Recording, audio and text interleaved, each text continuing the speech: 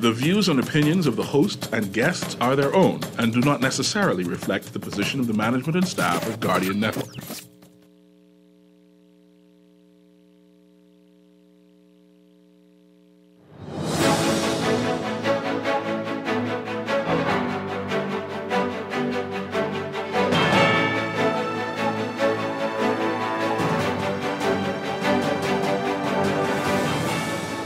Good morning. Slowed economic growth predicted, but outlook remains stable in a new S&P report.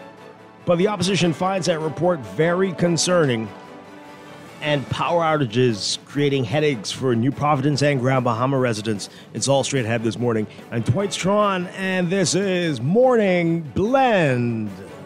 Wake up, it's a new day. Wake up, it's a new day. It's the start of a new way. Don't you know that it's the start of the end of the old way. Wake up. Good morning again, Bahamas. It is Monday, September 30th, 2024. This is Morning Blend on Guardian Radio 96.9. Again, I'm Dwight Strachan. In a moment, DeAndrew Cartwright will be joining us. Also this morning, we'll be talking with JA Bahamas about what they have going on.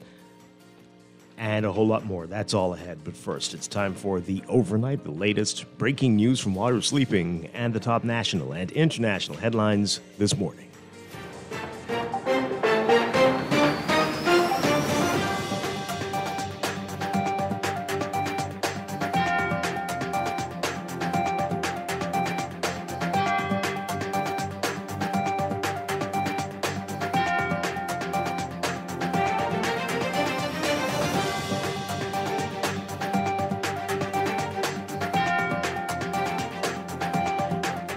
In the overnight, credit rating agency Standard & Poor's is saying in a newly released report that it expects the Bahamian economy to slow to 1.8% in 2024, then return to trend growth. S&P pointing to the country's below-average long-term growth performance compared with that of others at a similar level of development. This slowed growth is expected over the next 1 or 2 years, with S&P affirming the country's B+ long-term ratings, keeping the economic outlook as stable.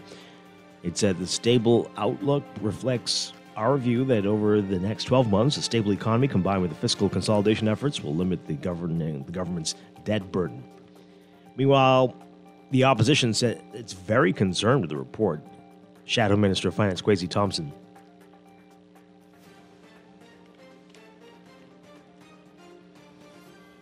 saying that the report presented a somewhat bleak story of the economic trajectory of the Bahamas, saying, quote, the clearly articulated points of concern raised by S&P have been raised by the opposition on several occasions. These should serve as a wake-up call for the PLP.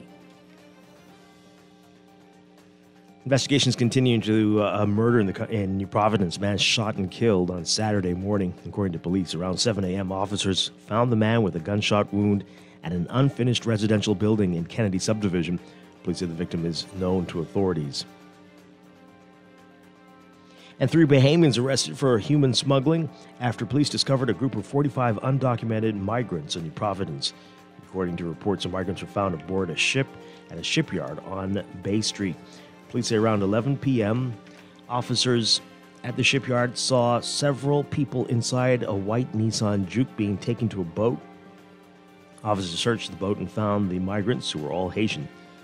As a result, a 48-year-old woman and 2 men, 29 and 50 years old, were arrested. The migrants were detained and handed over to the Department of Immigration.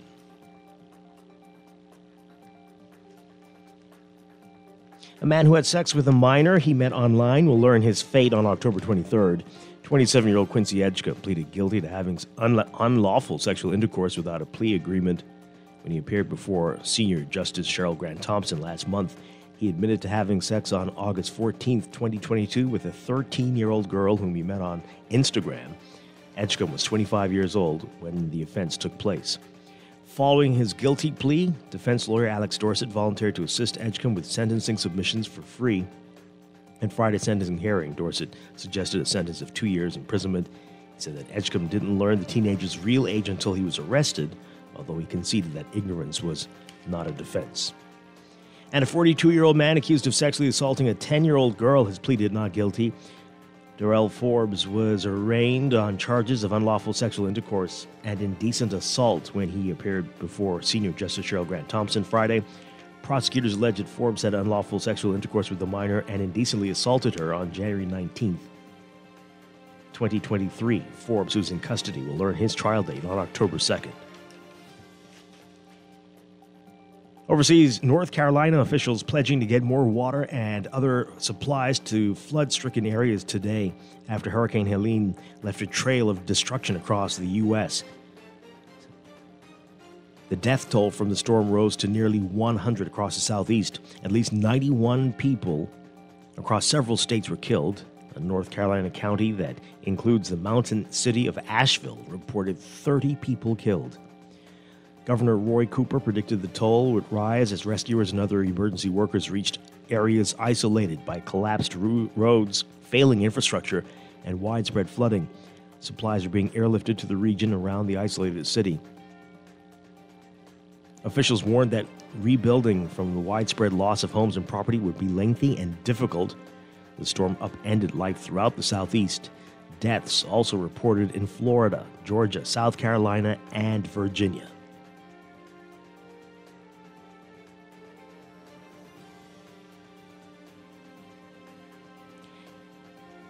And Hezbollah's acting leader vowing today to continue battling Israel and said the militant group was prepared for a long fight even after much of its top command was wiped out, including its leader Hassan Nasrallah. Israeli strikes have killed Nasrallah and 6 of his top commanders and officials in the last 10 days and have hit what the military says are thousands of militant targets across large parts of Lebanon.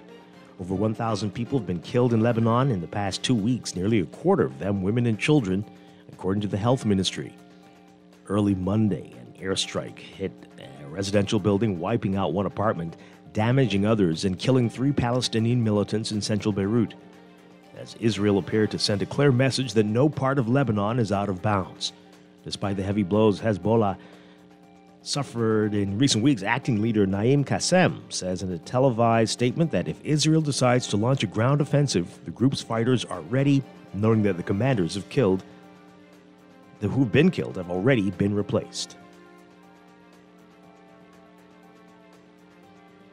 And from France, the stakes are high for Marine Le Pen as she and other officials from the French far-right party, the National Rally, go on trial over accusations of embezzling European Union funds. The case has potential to derail her political ambitions.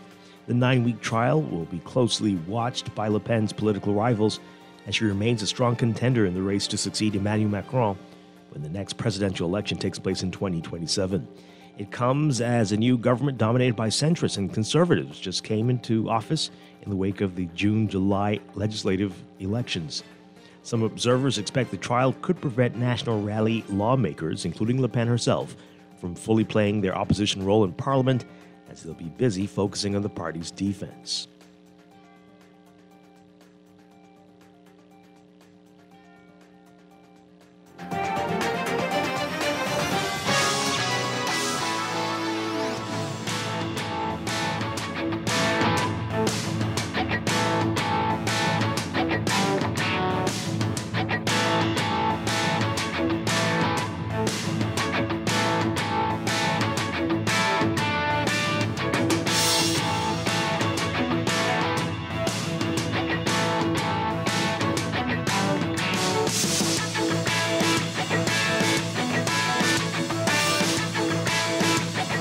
In sports, brought to you by the Caribbean Baseball Cup, the Sunshine Auto Wildcats are the women's champions of the New Providence Softball Association, again dominating the R&B operators with a decisive 12-4 victory at the Bankers Field at Blue Hill Sporting Complex Saturday night, sweeping the championship series.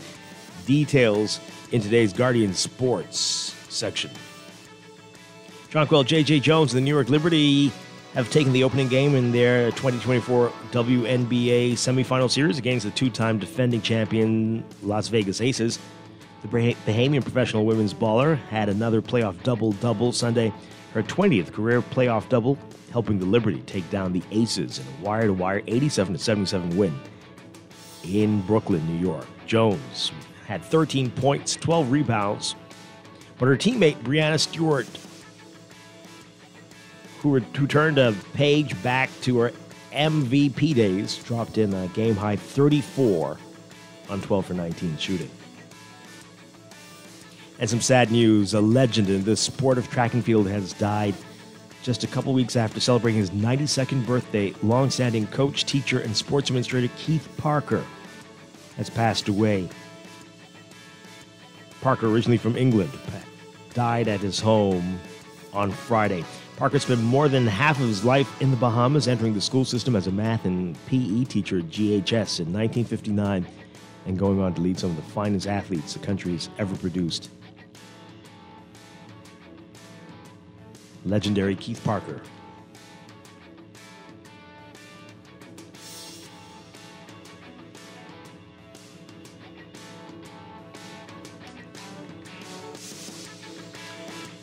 From the NFL, Sunday action, the Kansas City Chiefs rally for a 17-10 win over the LA Chargers, and the Buffalo Bills getting their first loss of the season, losing to the Baltimore Ravens 35-10.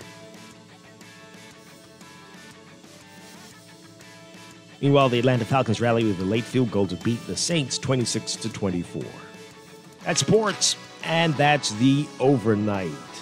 Sports brought to you by the 6th Caribbean Baseball Cup coming to Nassau October 23rd to 28th at the Andre Rogers National Baseball Stadium.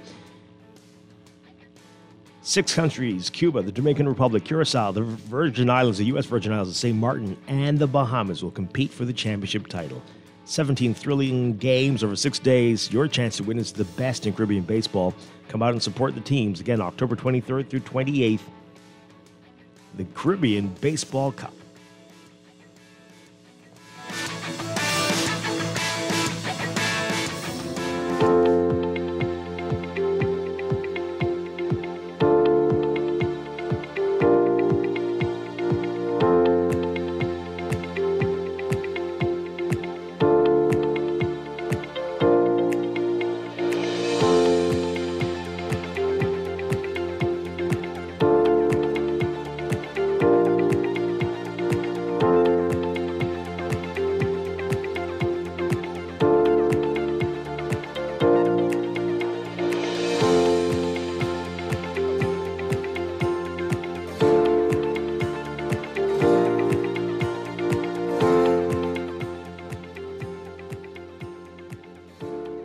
And it's time for your first look at weather, brought to you by the Hit Spot.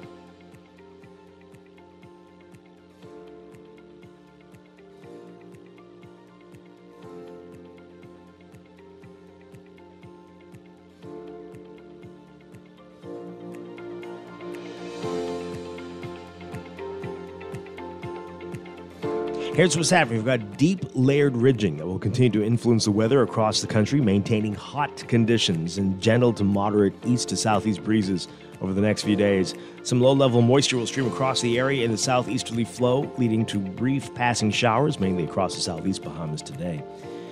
Because of the heat, we've got another heat advisory in effect. We're expecting the heat indices to be in the triple digits again, and UV indices in the high to very high range. Everyone's being advised to remain hydrated and limit outdoor activities during peak sunshine hours. Your forecast for today for the northern Bahamas, including Grand Bahama, partly sunny to sunny during the day, mostly fair at night. Got about a 20 to 35% chance of rain and isolated thunderstorms. For the northwest Bahamas, including New Providence, partly sunny to sunny during the day, mostly fair at night. Again, a 20 to 30% chance of rain and isolated thunderstorms.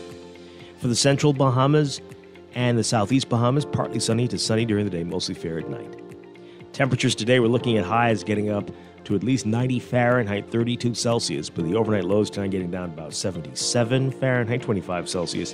The heat index, as we said, will be a major factor, making it feel like it's at least 102 Fahrenheit, 39 Celsius. Could be feeling even hotter than that today. That's your first look at weather this morning. We'll have a look at your extended outlook and the tropics in just a bit. This first look at weather brought to you by the Hit Spot. Today's the final day for that $79.99 special for the band expander if you have a Japanese imported vehicle. Get to the Hit Spot today on Soldier Road.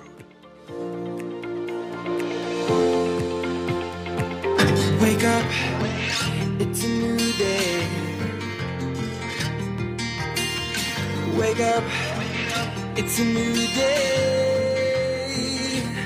It is time for a break, but when we come back, we're discussing the day's top stories right here on Morning Blend on Guardian Radio 96.9, your home for fresh news and smart talk all day. Wake up, it's a new day. Wake up, it's a new day.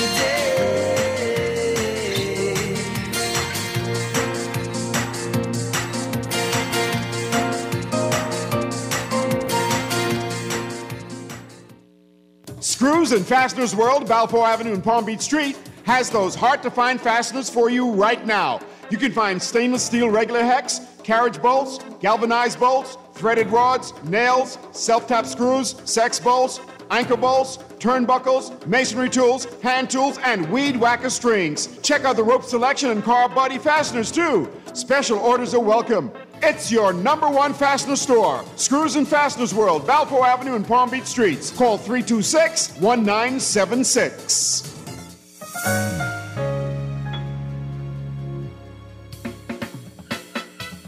Do you have uncontrollable debt? Are you ready to make that move to Fidelity for a stress-free future? These loans have a built-in savings plan that pays you unbeatable interest. Ask about our debt consolidation loans today. Call 356-7764. Fidelity, we're good for you. Are you ready to be inspired? Get ready for the event of the year. Inspire Her 2024 is back and better than ever. Join us at the luxurious Atlantis Hotel Paradise Island on October 10th for an evening filled with inspiration, empowerment, and connection. Hear from leading women activists, entrepreneurs, CEOs, and more as they share their stories, insights, and wisdom. Get tickets now in the Alive Events app. Corporate packages and vendor opportunities are also available. Inspire Her 2024 Women's Conference, October 10th. See you there. When you jump in your Japanese import and you turn the radio on, all you hear is...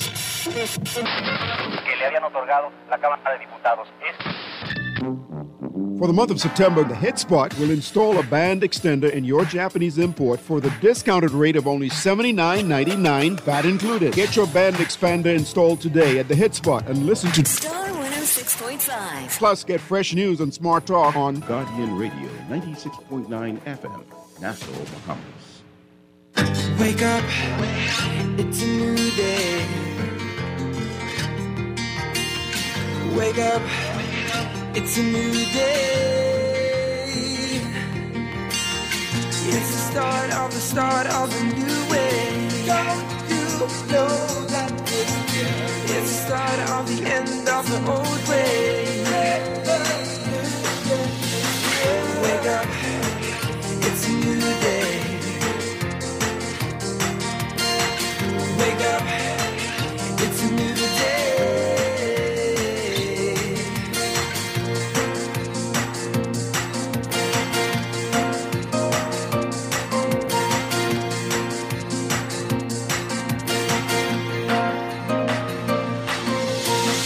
Wake up, it's a new day. Wake up, it's a new day. Wake up, wake up. Well, welcome back to Morning Blend here on Guardian Radio 96.9. We are streaming live on GuardianTalkRadio.com and on the Guardian Radio app for smart devices. We're also on your televisions on Cable Bahamas Channel 969 and BTC Float Channel 612. You can tweet us at Morning Blend 969 or Facebook.com/Morning Blend 969. Text us 422-4796. Standard text rate supply. Once again, I'm Dwight Strachan. In a moment, DeAndre Carter will be joining us. Also, this morning, as we said, we're going to be talking with J.A. Bahamas. Always a lot going on with them. We'll find out more. today. And that's all ahead. But let's begin with what else is in the news.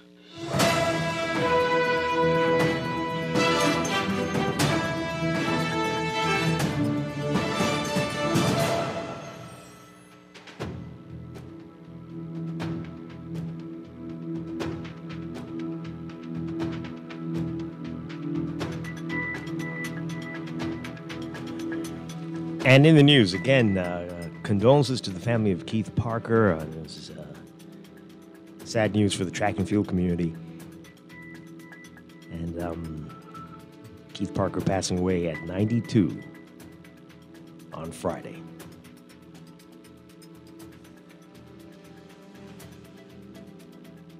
All right, so the big headline in the Nassau Guardian, the S&P says the outlook for the Bahamas remains stable. In its new report, said that there's, for this year, though, slowed economic growth predicted. The opposition has a lot to say about the report. We're going to talk a lot about that in business coming up in our 9 o'clock hour, so stay tuned for that. And also in business, if we have time, we're going to talk about bus drivers and taxi drivers who are calling for discounts in light of what's expected to happen with fuel and the increases in diesel and gas that the government has promised the Motor Retailers Association, Petroleum Retailers Association. So we'll talk about that in our 9 o'clock hour. The other big issue, the power companies, BPL and GBPC in Grand Bahama. Clearly, we didn't know about this, but there must be an Olympics for who can drive customers mad. The most, the fastest, and they're both in the running for the gold medal. What is going on? And they're not saying much at all. Grandpa, we want to hear from you.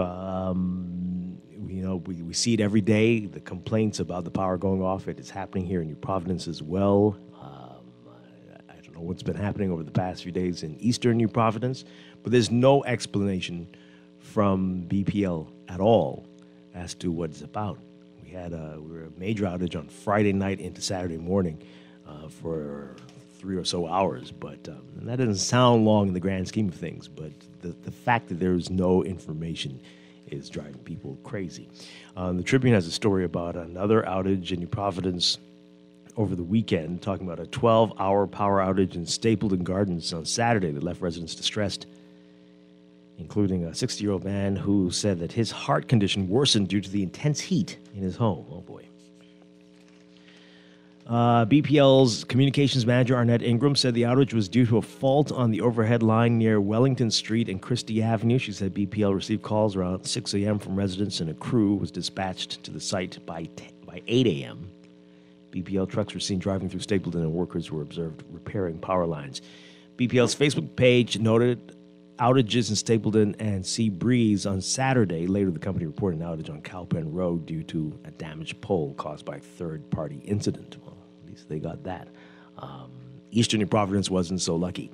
This is back to the gentleman who, with the heart condition, 60-year-old Malcolm McCauley, said he was wakened around 4:30 a.m. on Saturday, drenched in sweat, and quickly realized electricity was out in much of the area near Wellington Lane and Christie Avenue. He said his heart condition, and he has a heart condition. He's emphasizing that staying cool is important.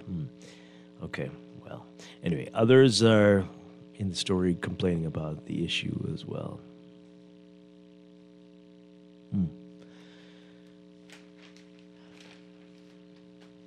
What's happening? What is happening? Is it load shedding? Is it just terrible equipment? Is it incompetence? Is it what is going on? Another factor could be, they've had a bit of a transition recently with some new colleagues joining them, so maybe that's a part of it too. So they get worse? Well, sometimes with and that's not changes. even official yet because we haven't seen the documents. We don't know what really what they're doing right now. But the trucks are on the road. Yeah. That's just how we do it here. Oh no. Maybe it is load shedding. Maybe it's issues with the equipment that we're not aware of. Maybe, I don't know. I just feel like trying to figure out what it is without, in the absence of an explanation, could be dangerous. But then also, well, because we don't know really what the let's issue speculate. is. Yeah, throw everything out on the table, because if you don't give us the information, that's all we can do. And if it's dangerous, well, that's on you. Well, the thing is too, though, right? Because this isn't. You know what's dangerous? Friday night, my power went off. Within 2 minutes, came back on. Within 3 minutes, went off again. And then it was off for 3.5 hours. Listen, I have a friend. I think what he said, he'd lost the generator itself got fried. Lost a brand new desktop computer. I think he said a few months ago that he lost his refrigerator as well. And he's like, these are thousands of dollars. And I asked him, I said, has there been any compensation? And he laughed. And I'm like, that's oh, very my funny Lord. that you would ask that. No, it's like, I want to hope that there are avenues of recourse, but then I'm also reminded that does not happen. So I ask you again, what's dangerous? This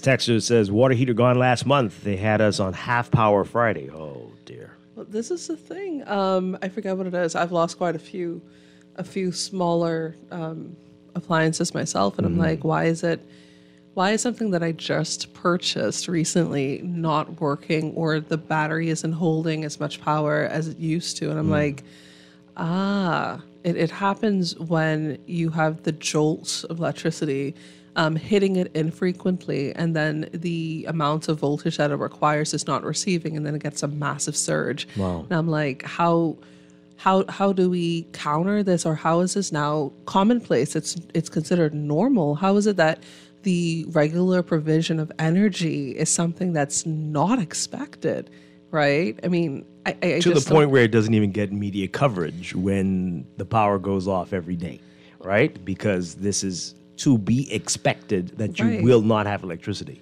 This is what I'm saying. It's like, how did we get to this point? And honestly, it's not like an overnight thing. This has been going on for decades.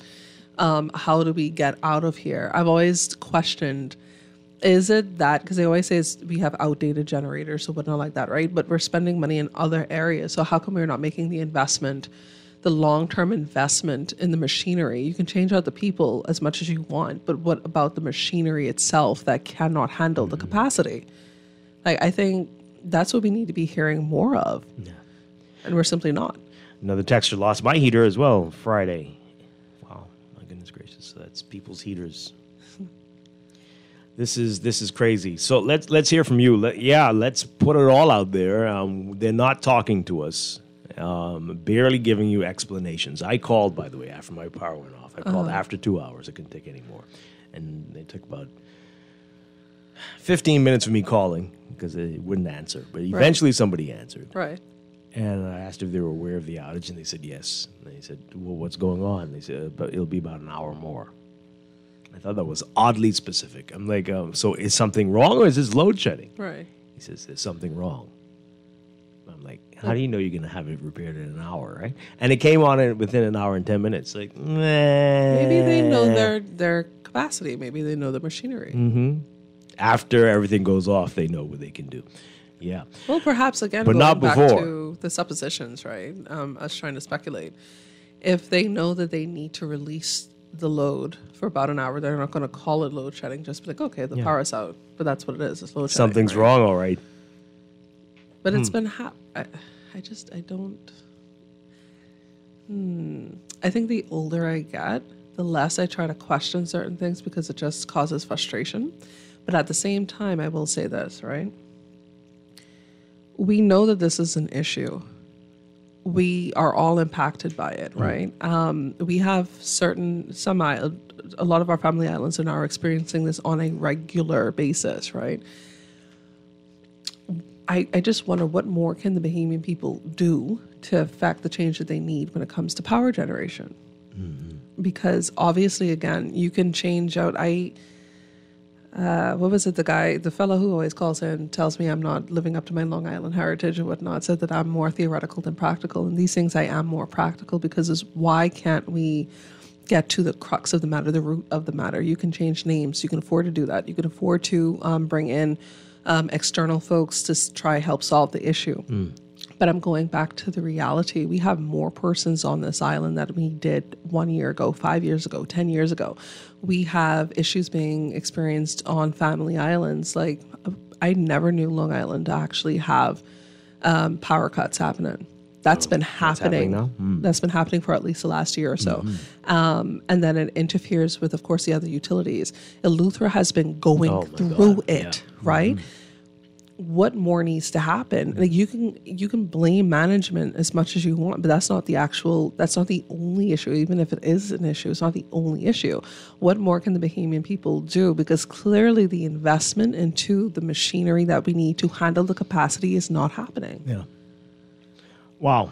I wonder, is there an island where they're not having issues?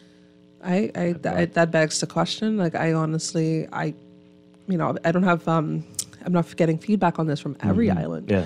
But from everyone that I know of, Eleuthera, Grand Bahama, Abaco, Long Island, of course, I've been hearing this. And again, it's happening on islands that have never truly experienced this type of thing before.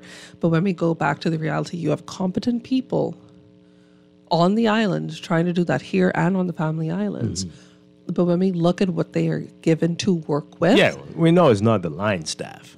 But it's the decisions that successive governments have made things worse and worse and worse. But the thing about it is, Dwight, we're looking at power generation. This is an issue that plagues public services across the board. You speak to persons working in the public clinics, at the hospital, whatnot, they are frustrated with the lack of resources, lack of support. Same thing with the public education sector. It's like, we're not making the investments where it truly matters. And long-term investments. I fancy that we like the short-term, what we see in the very near future, that's what we're going to do. I just don't know what more pressure can be applied. Yeah. Let's talk about it, folks. Let's hear from you. 323-6232. 325-4316. 325-4259. Toll free 242-300-5720. Tweet us, Facebook us, text us 422-4796. We want the Grand Bahamians to call in. They've been having some really hard times with the GBPC. So it doesn't matter if it's the public, private. Electricity in the Bahamas is just something you're not going to get unless you do it yourself, it seems. And even if you try to do it yourself, you have some issues. You combat some issues with what you could do, how much you could do, and which timeline you can do it, etc. I want to say also there was one of the fairs on Saturday. The power went off? Yeah, the power went off. Are you serious? Yeah, I'm so serious. I'm told that is it a Holy Family had their fair on Saturday. And so, St. Agnes had theirs. So I was like, okay, let me pass by the Catholic one just because, I got to show support.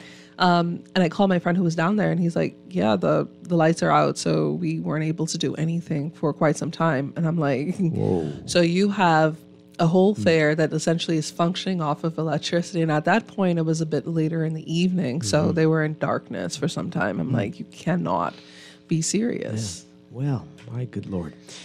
Let's take this call. Good morning, caller. You're on the air. Hey, good morning, Dwight. Hi.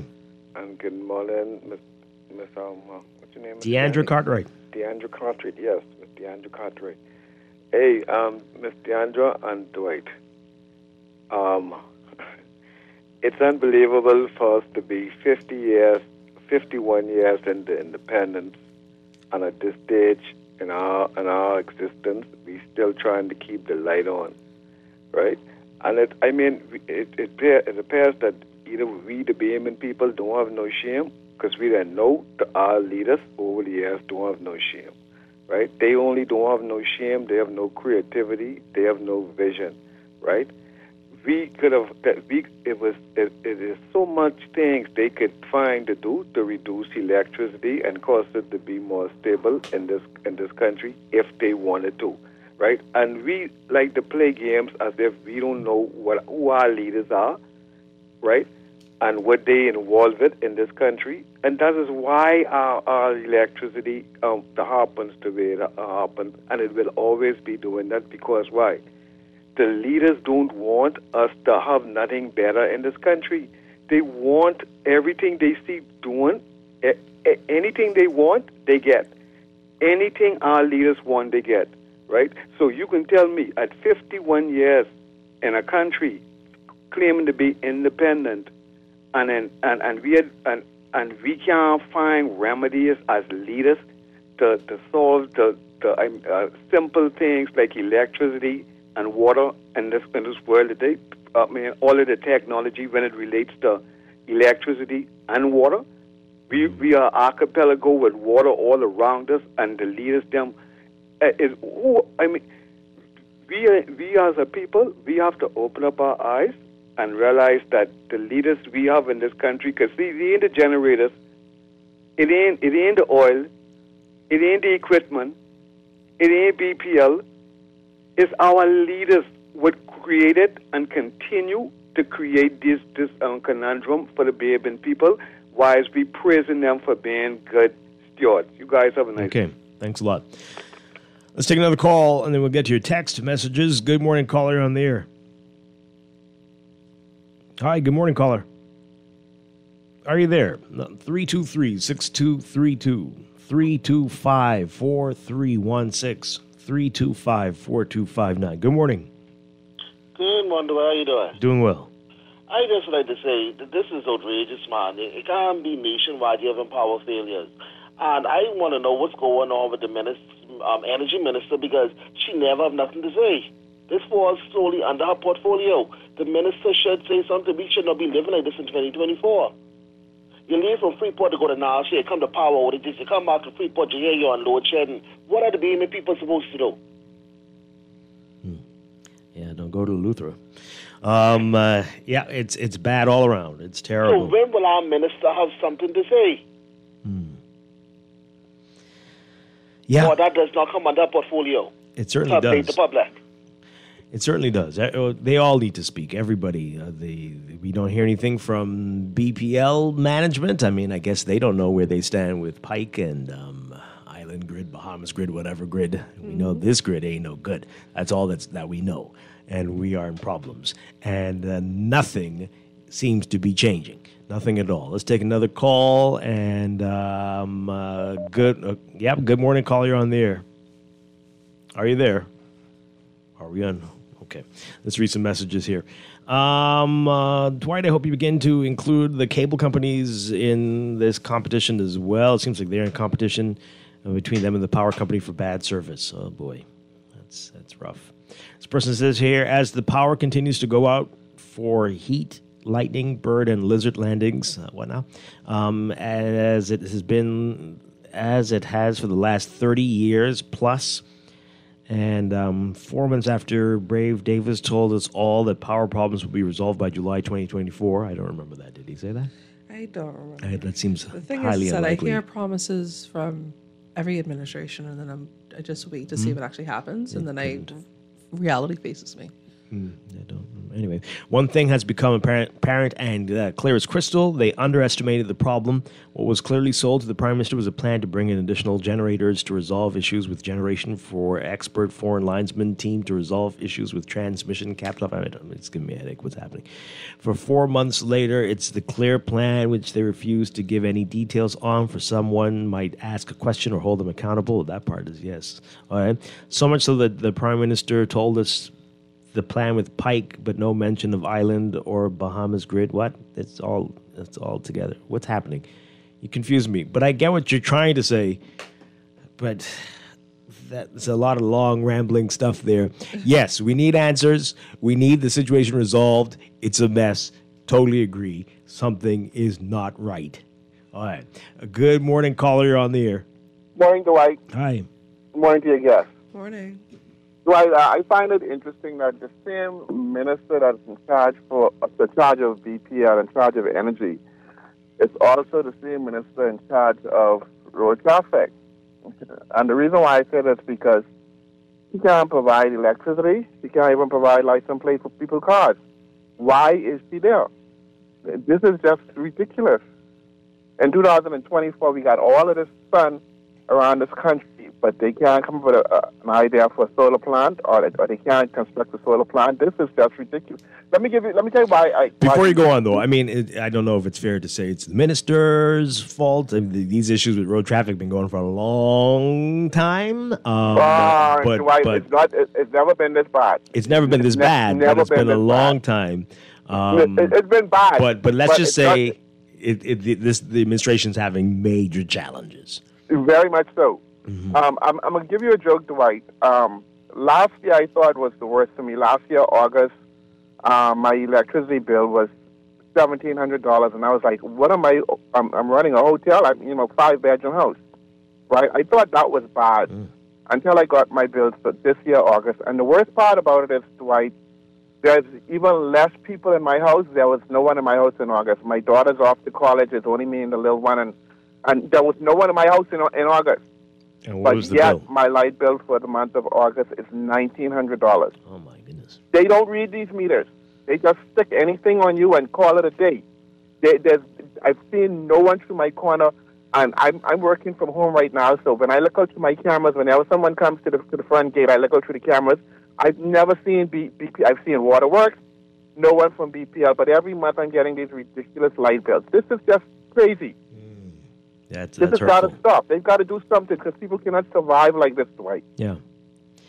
That's terrible. Hope you find some resolution soon. That is very painful. 1,700 to 1,900. My good Lord. I can't say that out loud. That's a bit much. A lot much. Wow. Let's take some more calls. Good morning. You're on the air. Hi. Good morning. Hi. Good morning. You're on the air. Hey. Good morning, Dwight. Good morning, Deandra. Hi. Some time ago, I made mention that it is apparent that there's this talk about the smart meters and so on and so forth. I'm going to tell you, we see light bills. Many persons are receiving light bills, and these bills appear to be guesstimates because, for instance, I'll give you a classic example. You know, if you live in a building and you have to come onto the premises to get behind a gate to go and read the meter, you got cameras up, and you don't see any movement at all at BPL personnel entering your property. How is it possible that they know what your meter is saying? And the meter has not been changed because it is not a digital smart meter. You know, we keep bringing these things up, and people keep playing the Bahamian people as fools. These meters have not been changed. There was a talk whereas even persons who could not afford these bills, they would somehow, the conversation about putting in a meter where you could deposit money or you could use a card or whatever and pay for what it is that you need instead of waiting for a full connection in the manner that, oh, well, you know, you can't keep up with the $1,900. You can't keep up with the $600. You can't keep up with the $700. But at least if you allow me to deposit what I need to deposit either direct to the meter to put in what I need for that particular period, then do that. But all of these are conversations, and the conversations still remain within BPL. When are we going to fix these situations? And it's not just BPL. Water and sewage is not so bad, all right? But BPL, Cable Bahamas, and so on and so forth, these services need to be investigated and look into why we are receiving the ridiculous bills. And then lastly, the service aspect of it, where a lot of times the services go off, but the bills does not seem to reduce. Or if you're late with a bill, they tack you with a late charge. How about we, the Bahamian people, then tacking them for the lack of service, a consistent service that we, the Bahamian people, deserve? But that is where it's at. Hamster spinning on spinning wheel, going nowhere fast. The conversations continue. Thanks for taking my call this morning. Sure. Thank you. Well, with the exception of electricity, you could always drop them and go to the other guys, although you'll be dropping every month, I suspect. But anyway, good morning, caller. You're on the air. Hey, good morning, Dwight. Good morning, Deandra. Hi, good morning. Yeah, Mr. Strachan, I like your sense of humor, but, you know, Mr. Strachan, I really need a vacation for 3, from the Bahamas, But listen, man, Mr. Strachan, the arms of flesh will fail you, right? And so the gentleman called, last week sometime, or a week and a half ago, I saw a very serious incident. I wouldn't say what it is, right? But the vehicle had no license plate on it, Dwight. Yeah, so it's nothing you could do. and with everyone Wow. riding around with G50 tints, right? Mm-hmm. You're promoting crime because you can't see who's moving around, and we're just in a state of helplessness and nothingness. So you don't have a right to protect yourself, but then you have a right to just pick up the phone and call the people for when something had happened to you. And so we're looking at these particular models, and so my heart goes out to the gentleman with the light bill for $1,900 because that's what my little brother was telling me after my old man died and the household. These are the kind of bills, I said it before on the radio, they were receiving, right? And so even at the homestead, right, Dwight, with just, 4 AC units, ductless, but I told my brother to buy the low voltage ones, the low amperage ones, but he didn't understand it. But, and just a fridge, one of the fridge went bad, so there's only one fridge, and the light bill is about $600 When he told me that it was ridiculous, but Dwight, this can't be light bills for 1 month, Dwight. You see what I'm saying? But it's ridiculous, Dwight. I mean, we shouldn't, appliances shouldn't become our enemy. There's a washing machine, which you hardly use it, but the thing is, you can actually, you can read the meter. I don't know why BC, but I think they said they have this remote control gadget where they ride past and they're able to digitally read it because there's a digital meter on the homestead house. But I'm looking at the model of like what Jeff is saying. So the smart meter, maybe they do have this device, but Jeff. Well, he's saying that if they haven't changed their meter, how are they doing so it? They can't get to the meter, but you could read the meter and just subtract it and get the consumption, and then you use the kilowatts. It should be simple, but I don't know how people like getting it. It's really frightening. It's really ridiculous. Yeah, it's very disturbing. Thank you very much. Let's read these messages before we go to the break. This person says here, what I found amusing is Prime Minister Davis telling other leaders of the United Nations that it's like they don't care. Meanwhile, back at home, Bahamians are saying the same thing about him and other leaders we've had in the past. The pot calling the kettle black. What a joke. Oh, boy. Wow. Dwight, I was in Nassau over the weekend. Where are you normally? Power went off Friday, Saturday, and early Monday morning just now to come back to Freeport to find out we are load shedding here. This is a new day from hell. The minister needs to be fired. All this turbulence, and she has nothing to say, so why is she there? Well, I mean, you're going to be firing ministers every few weeks because this is the only life I've ever known is power outages and low water. Do you know anything other than that? My God, each decade is a new challenge. The water when I was a kid in the 80s, then the electricity problems from then, and then there was one time when it was both.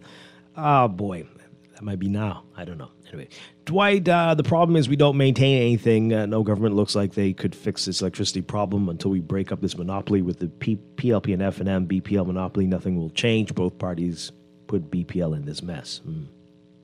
This person says here, does the caller realize that BPL doesn't have to physically come on property to read meters now for a few years? Well, that's what he's saying. He said he doesn't think that his meter has been changed over to one of those meters. So he's concerned about that. Another one says here, in 2020, I worked remotely for 2 years. I have never seen a BPL truck through my corner. Regularly, I see water and sewage, though. Another person says here, well, these people have generators, and that's why they don't care. Yeah, that is a lot. A lot of that is happening, right? What is IRCA's role in all of this and in consumer protection when our utilities cause disruption in our reasonable service expectations? Well, you have to make a complaint. You ask the people to act. They have to actually act. Yes. Yeah. But then have they been complaining? People have been complaining. Maybe. This text here, as we go to the break, people need to realize that electricity bills are now being issued based on the profit that companies want to make, not fuel costs or actual power usage. This was a slam dunk for Bahamas Grid to charge whatever they like for 3 years. I don't know if it's 3, but boy, I tell you, this is rough. We'll have more on it after the break for news. This is Morning Blend on Guardian Radio 96.9.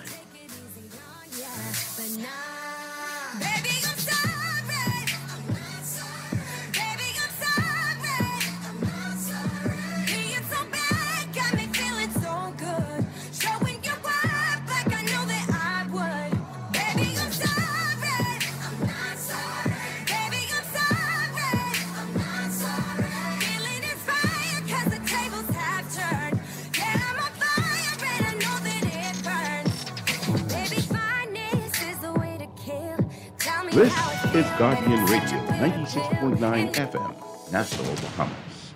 A number of hot spots to tell you about. We've got Mile Butler Highway as usual. Heavy traffic from well south of the Fire Trail roundabout straight through to Tonic-Williams-Darling Highway if you're heading northbound. And slow-moving traffic on Tonic-Williams-Darling Highway westbound towards that roundabout, and also east and westbound on the western side of that roundabout this morning. We also have at the six-legged roundabout, John F. Kennedy Drive, some building traffic eastbound, northbound as well on New Providence Highway. Over on Gladstone Road, not looking so bad this morning, just a bit of slow-moving traffic north of Fire Trail. But as you get closer to Bahamar Boulevard and the roundabout, not looking so bad. But there's issues on the John F. Kennedy Drive side, slow-moving traffic now backed up along Lake Cunningham. As we look at Eastern New Providence, Eastern Road, heavy traffic for you from about San Souci all the way up to Johnson Road if you're heading westbound. Prince Charles Drive, the major intersections as well.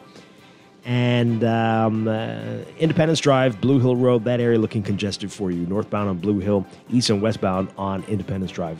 Some slow-moving eastbound traffic on Carmichael as well towards Blue Hill Road. That's what we're seeing right now in your real-time traffic.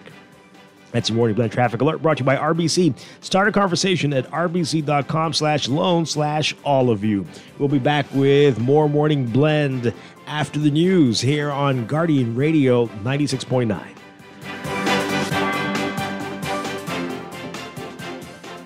To the 6th Caribbean Baseball Cup at the Andre Rogers Baseball Stadium, October 23rd through 28th, 2024. Bringing the action will be the national teams from Cuba, Curacao, Dominican Republic, U.S. Virgin Islands, St. Martin, and Team Bahamas. There will be 3 games daily from October 23rd to 27th, and the championship gold and bronze games on October 28th. Don't you miss it. The 6th Caribbean Baseball Cup at the Andre Rogers Baseball Stadium. Save the date, set your alerts, and be there. Maybe it's time to explore your options. There's no harm in reviewing your mortgage arrangement and considering a better deal. CIBC Caribbean can help you narrow your search and decide. Switch your mortgage to CIBC Caribbean and enjoy a special interest rate and help towards your switching cost. Visit CIBCFCIB.com/inspired home for more information. Conditions apply.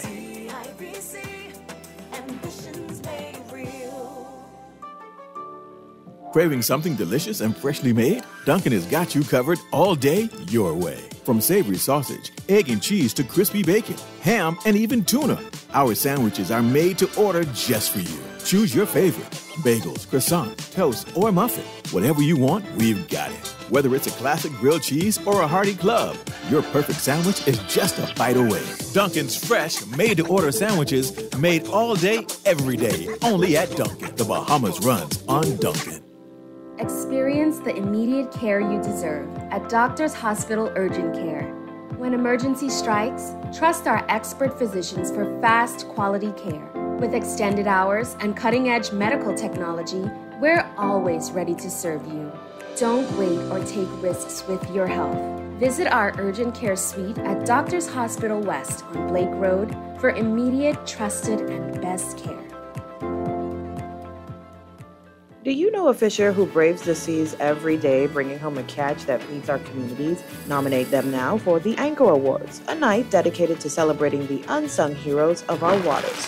On November 16th at the Bahamar Resort, we're shining a spotlight on those who make waves, both big and small. Visit the Ministry of Agriculture and Marine Resources Facebook page and click on the link provided to submit your nomination. Let's give our fishers the recognition they deserve. Anchor Awards 2024. Don't shop at Sherwin-Williams then. Don't get the best service in the Bahamas then. The love is really, really strong in Sherwin-Williams. We don't just sell paint. We service you with a smile, good hearts, mind, soul, and body. And we love our customers as much as we love ourselves. Yes, real talk. I'm not just saying this Real talk. to impress myself. We love to go beyond with customer service. So they feel delighted to come in Sherwin-Williams because they know I can either see Dee Dee, or I can see Shelly, or one of our other wonderful staff members. We treat our customers with the respect of our boss because there are many paint companies they can choose to go to. No, baby. If they go to some other paint companies, so I gonna get this little thing at the end of the week. We want to make sure you get that little ting, Shelley. Come visit Shelley and Dee Dee at Sherwin-Williams, Bahamas, and you'll surely find color in every day. RBC. Life is full of twists, turns, and defining moments that create your own unique story. However your story unfolds, we're here to help guide you through it. From every big decision to every new adventure, RBC. Visit rbc.com/Caribbean/all of you. Bahamas, are you ready? Keep the vibe alive. Music group, along with Alpha Sounds, present the best of the best. Rake and Scrape Explosion Reloaded. This is the biggest one-day all-Bahamian concert of the year. Featuring KB, D-Mac, Abby, Mama D, Fan Sean, Shine 242, The Falcons, and more. Mark your calendars. It's going down November the 2nd at Super Club Breezes Ground. Tickets now available at BahamasEtickets.com or both Beauty Shack location. General admission $60. VIP, Skybox, and Skypods also available. For more info, call 394-0819 or email keepthevibealive242@gmail.com. Experience the magic once again with more legends for one night only. Come party with us November 2nd at Best of the Best. Rake and Scrape Explosion Reloaded. At CFAL, we understand that a secure future is the greatest gift you can give your employees. That's why our tailor-made group pension solutions are designed to fit the needs of both large and small companies. With CFAL, you can provide the retirement you and your employees deserve, ensuring peace of mind and financial stability for years to come. Join the many businesses that have already entrusted CFAL to create the right pension plan for their employees, and let us help you build a brighter future for your team. Visit us at cfal.com to get started on building wealth so you can live well. CFAL, growing wealth for future generations. This is Guardian Radio, your station for up-to-the-minute news, intelligent, interactive, and engaging conversation. 96.9 FM.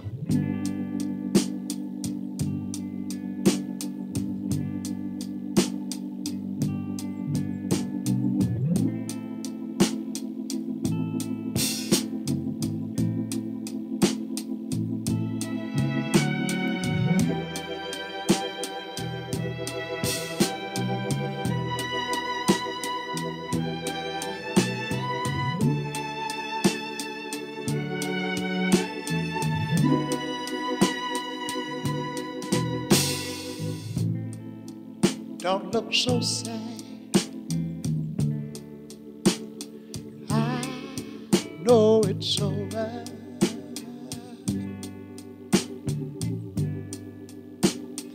But life goes on, and this world keeps on turning.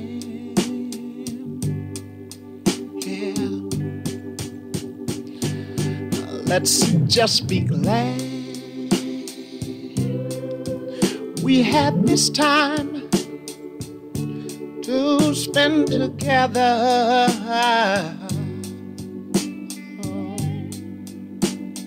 There is no need to watch the bridges that we're burning.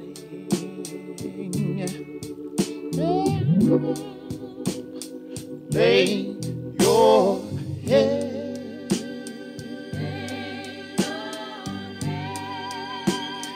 on my pillow, sweet baby. Hold your warm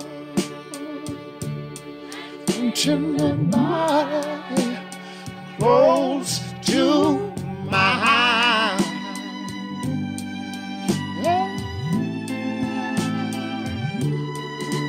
Hear the whisper of the raindrops roll softly against my window all late at night. Make believe you love me one more time.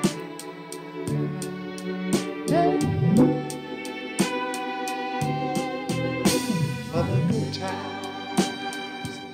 We are back with Morning Blend on Guardian Radio 96.9. Dwight Strachan along with Andrew Cartwright. That's Al Green for the good times. And did you hear the guy who wrote that song, Chris Christopherson, passed away.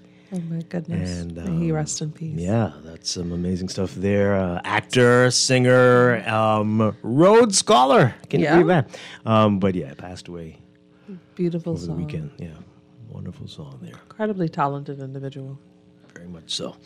All right. So coming up in a few minutes, we're going to be talking with J.A. Bahamas about their program Registration Drive and a lot to talk about in business as well. But we continue to talk about the power outages that are plaguing the country. New Providence, Grand Bahama, Eleuthera, you're saying Long Island as well. Everywhere we are having real issues here and not getting much information from our utility companies, the power companies. Just here and there little pieces of information, but not enough. And we're all asking, what is going on? What is really happening here? Is it all load shedding? Is it really just bad luck?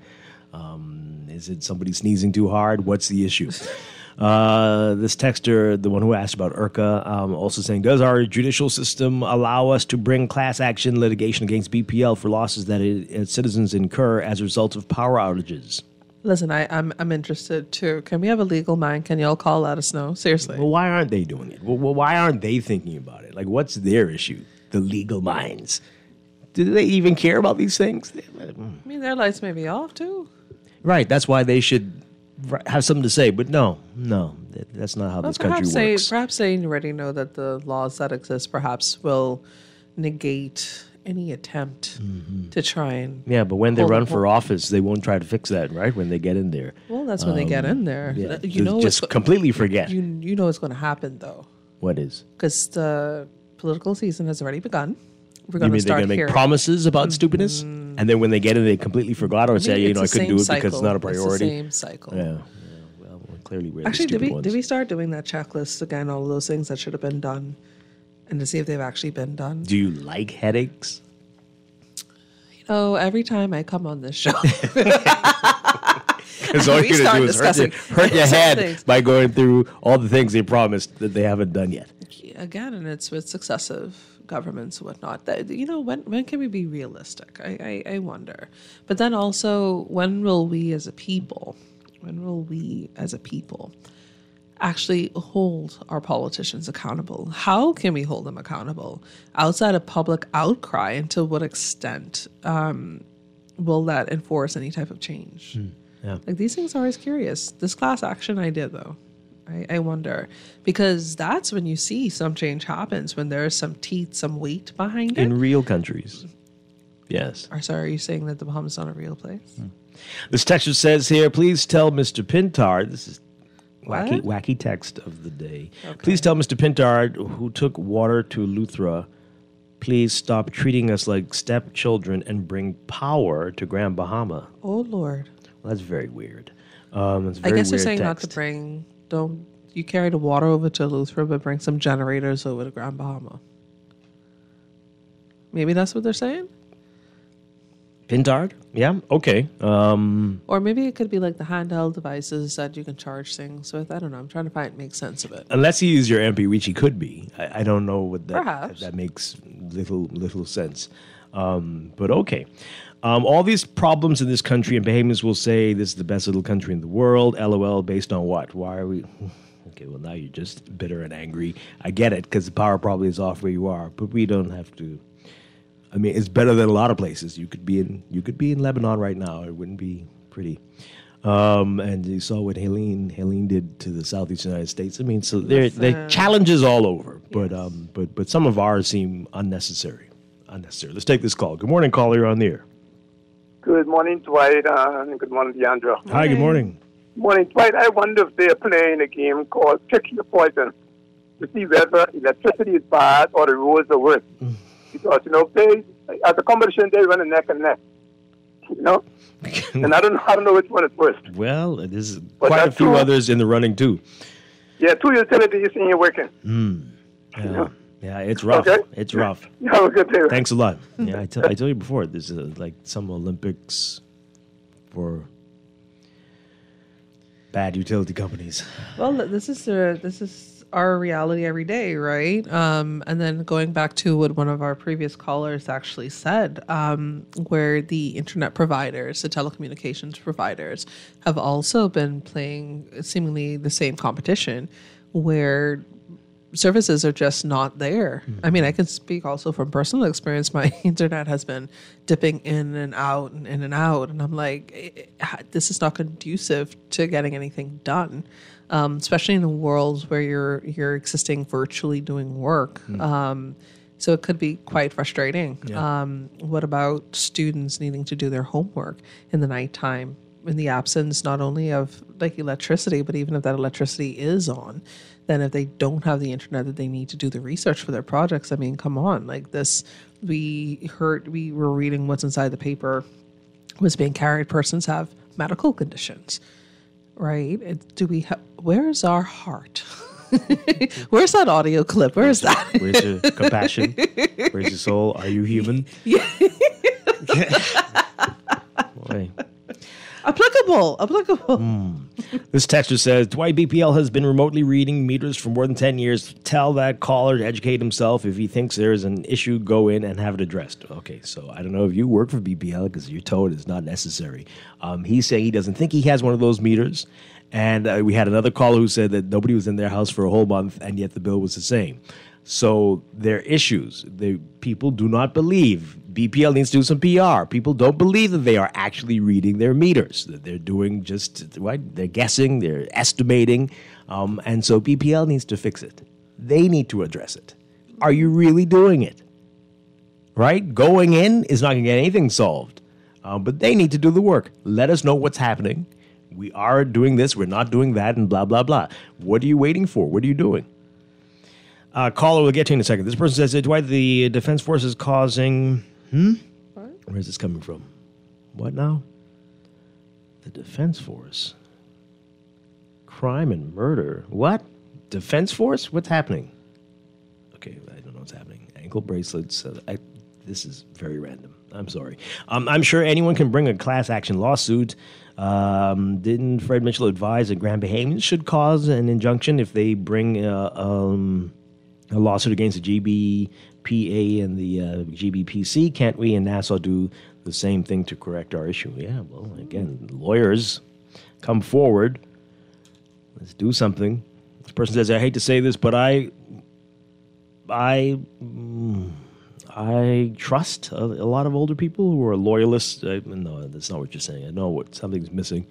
They need to... oh, my goodness. Okay. I think they're saying that older people need to die so the country can move forward. I'm paraphrasing, but that's what it looks like. The other reason why successive governments continue with their foolishness and passive treatment of the Bahamian people is because of the older people. Wow, that's very rough. Can we talk about traffic and the number of vehicles on this island? It's like all of these glaring issues are stacking up against each other, and that's bringing more grief. Okay. Let's take another call. Good morning, caller. You're on the air. Good morning, Dwight. Good morning, Ms. Cartwright. Morning. Hey, is your Dwight, power on? Yeah. Oh. Actually, we only get we are what we call we are sharing blackouts. What we do is we have this nice system of rotation goes out. You get 2 hours of darkness. So what you do, what concerned me was they used to have a list of 10 different locations that they was going to move blackouts to around. Now the list is 4, so that means like you're going to experience blackout in shorter periods, quicker than before. I used to be like, okay, good, we just had blackout, so by the time they go down this list and get back to me, it's going to be a while. But now, when you have a list of 4 areas, right now, 4 zones now, it's like, oh man, blackouts can reach us sooner. Oh boy. But do you know how I know that? You know how I know today's date? Because Ms. Cartwright wasn't on the other shows where we talked about this. She's the newbie. Even though we're talking about the same subject.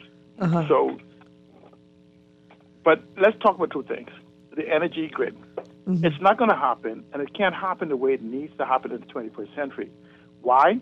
Because, again, I repeat, the Bahamas is a carbon-based taxation regime. To fix the energy regime, we need to commit to $3 billion. It's amazing the Prime Minister says this. Why would we fix the grid and then have to tax you to pay for it? I'm just wondering, Dwight, do you think those companies that are doing the grid right now won't be making a profit? Oh, I'm sure they will. Okay, so isn't that the same thing? You could tax me, and I will get rid of the debt, but these guys are going to make me pay for the debt and profit. So this concept of this ideology that he have doesn't fit. Why? Because the government, just like you speak about traffic, depends on a taxation regime. Because we have not decided or seem to have the competency or the political will to change the economy. So what happens then is that we keep using where they need you to wear tires, they need you to patch the road because those are self-taxation. They need you for the power grid to consume the oil that we around the world saying oil is bad because that is where it is. In a knowledge-based economy, you don't tax the consumption of people to make money. And so we have this Ponzi scheme called the civil service, where we continuously hire more civil service in the whole economy, where we say we will hire them and we'll tax you to pay them. We'll actually tax them to pay themselves. But if you look at the what you call the poverty level, it used to be 42, 40, 47 or something of that sort. With inflation today, over the last dozen plus years it's been there, it is now at $6,000 per person. So that means a family of three needs to take home $18,000. If you go to national insurance, tell them, don't give you the story about privacy. You don't want their names or anything. You just want the average salary of every single payee in there. Go to the civil service and ask Minister Pia Glover to list the average salary of every single position in the civil service. You'll see probably 70% of them are working at below the poverty line based on their class, on the people in their house. The point I make is that it requires bold initiative. What we need is an economic revolution, no more evolution that we're having. If you look at the grid, right, I use this as an example. $100 million was raised, $120 million. They said they spent $80 million, front page, for this 25,000 something feet, whatever the numbers they use.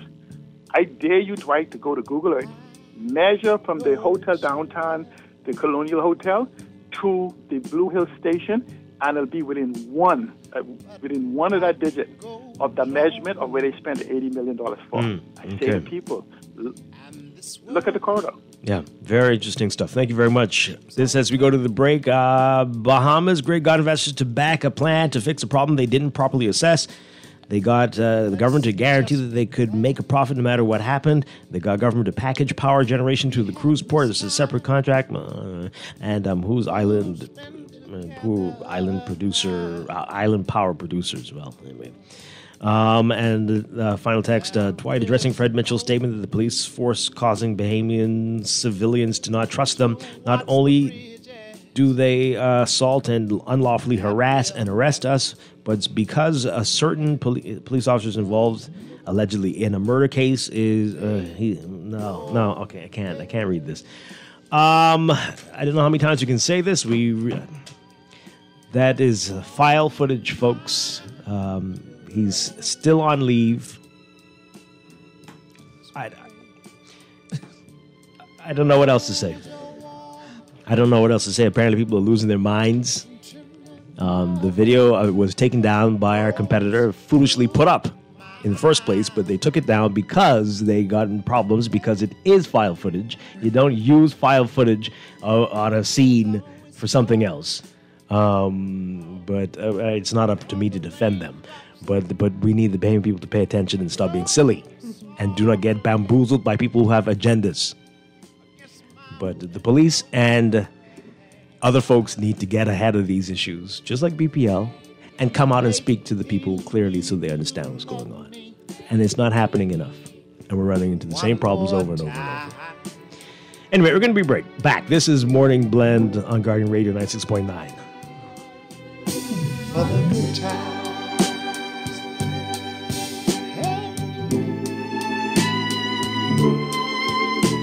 Mother could tie. At Wendy's, we are different. We don't just use beef. It's fresh, never frozen. Our burgers are square because we never cut corners. Served hot off the grill with fresh lettuce, tomatoes, onions, and American cheese. We believe in fast food done right. Always serving fresh, never frozen beef. Order a hot, juicy Dave single, double, or triple. Made with fresh, never frozen beef. Now only at Wendy's. Different inside and out. Mommy, why can't dogs talk? Why do I have to go to school and you don't? Why do you sing in the morning when you're bad at it? Why don't you brush your teeth when you take me to school? Why doesn't it ever snow here? Why does Daddy take the bus to work? Why are trees so tall? Why don't you tell me where babies come from? Mommy, Mommy, Mommy! We're like a kid that doesn't ask a million questions before noon. CG Atlantic Agents and Brokers. Good like that. Do you know a fisher who braves the seas every day, bringing home a catch that feeds our communities? Nominate them now for the Anchor Awards, a night dedicated to celebrating the unsung heroes of our waters. On November 16th at the Bahama Resort, we're shining a spotlight on those who make waves, both big and small. Visit the Ministry of Agriculture and Marine Resources Facebook page and click on the link provided to submit your nomination. Let's give our fishers the recognition they deserve. Anchor Awards 2024. Tired of banks forcing you to use technology to bank the way they want you to? Your convenience is important. So no matter what your banking needs, Commonwealth Bank's friendly staff are always available in branch for that personal one-on-one service. But when you choose technology, our online and mobile banking app offers you state-of-the-art functionality. The choice is yours. Commonwealth Bank. Bank the way you want. This is Guardian Radio, your station for up-to-the-minute news, intelligent, interactive, and engaging conversation. 96.9 FM.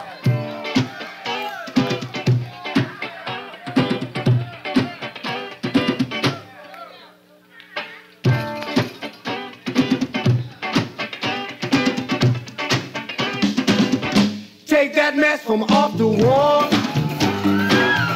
Give that baby back its ball. Leave other people things alone. There's other ways to get involved. Get involved, don't be no fool, stay in school. Let your mind become a tool. Church were made for fools to be. Locked away from society. Society, get involved, get involved. Get involved, get involved. Get involved, get involved. There's other ways to get involved. Get involved, get involved. Let's go. All right. Woo.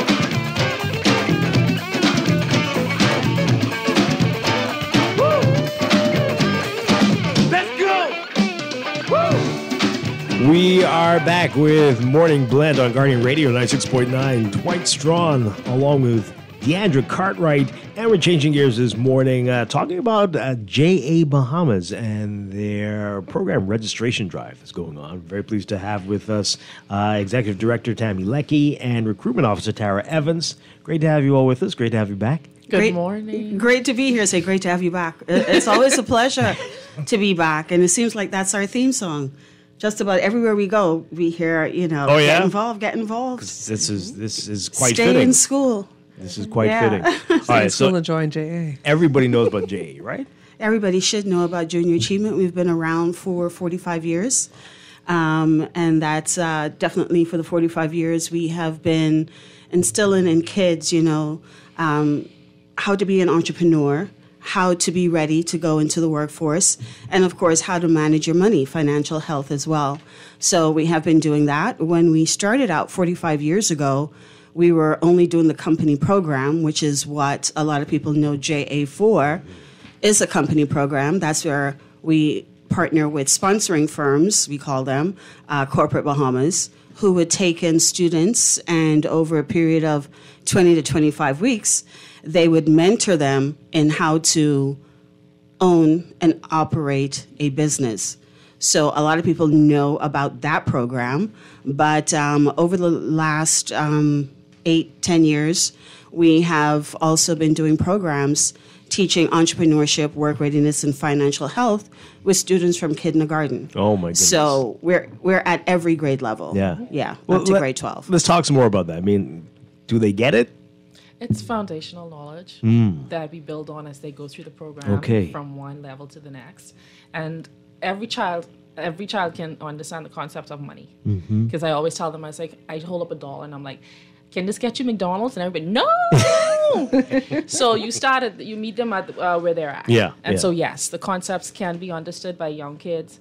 And like I said, we build on that knowledge as they move through the program through kindergarten, elementary, juniors, and we do have a seniors program called the Aspire program that operates outside of the company program. That's different from that for seniors. Excellent. Yeah. Well, you hear it all the time, but adults will say, nobody told us this when we were young. When we were, right? I'm one of those. Yeah. No one told me how to manage my money. Now I knew, if I needed something, Daddy, I need this, the money was there. I didn't know how Daddy got the money. I didn't know how my sister got the money. But it was all about, I need it, I get it. Yeah. But how do you get it? How do you save it? How do you spend it? How do you invest it? So, no, we didn't have that knowledge. Right. So now, to come across a program like Junior Achievement, and I only found out about Junior Achievement because my daughter, who came home in 10th grade at QC, and she was like, Mommy, sign this for me. And I'm like, what am I signing? She says, I'm joining JA. I'm like, what is JA? And at that time, JA has been around for years. No. What's wrong with you, Tammy? What? No, I did not. She came home, and that was my introduction to Junior Achievement. Oh, wow. And I started volunteering, right? Okay. And just helping out, if I'm around, I will help out. And from just helping out, and this is where I am today. That's amazing. It is. Wow. Life. Yeah. And God has a plan for you. Absolutely. All right, so let's talk about the program registration drive. You got a whole lot of programs, as you said, from preschool from elementary all the way up to senior high school. So on Saturday, this coming Saturday, October 5th, from 11 a.m. to 3 p.m. at St. John's Auditorium, this will be our recruitment drive for our company program. Like Ms. Lecky mentioned previously, we're wanting to source the company program that we run in partnership with several businesses here in Nassau. I want to call them all. And please forgive me. Yes, go Ms. Lecky. So this year in New Providence, we're working with Arawak Homes, Bahamas First, Bank of the Bahamas, BTC, Deloitte, Lincoln Deal Group. We're also working with KPMG and NIB. And also the program is in Grand Bahama, and this is where I'm going to get in trouble. Grand Bahama Port Authority, Grand Bahama Shipyard. We have CIBC. We have Focal, Global Tech. I think I'm leaving one person out. Please forgive me. Okay, so y'all could blame Ms. Lecky, not right. And we have Disney in Eleuthera and NIB in Eleuthera as well. Okay. Yeah, so Saturday is the big day. That's the company program is the most popular one. Everybody wants to be a part of it. I always tell them, well, we take you through the ropes. So you're going to start from the beginning. You're going to learn how to start a business. And that will entail how to design a product, how to market that product. You're going to learn about sales and what do we call it? Shares, buying shares, purchasing shares, and learning the value of that at the end of the program. How much did you actually make? What did you actually do? These are skills that young people need in order to manage their finances as they become young adults. Right. Because a lot of us, even as adults, we're still struggling to manage our finances. We're making poor decisions that have long-term implications and long-term impact. And the point of the program is to help them to understand that, these choices that you're making now, like everything else in life, you're going to feel this later on. So make good choices now. Yeah. The quality of your life is affected by the choices you make now. So that is the objective of the program. That is our messaging to the students. But of course, they won't be able to get any of this if they don't come out October 5th, St. John's Auditorium from 11 a.m. to 3 p.m.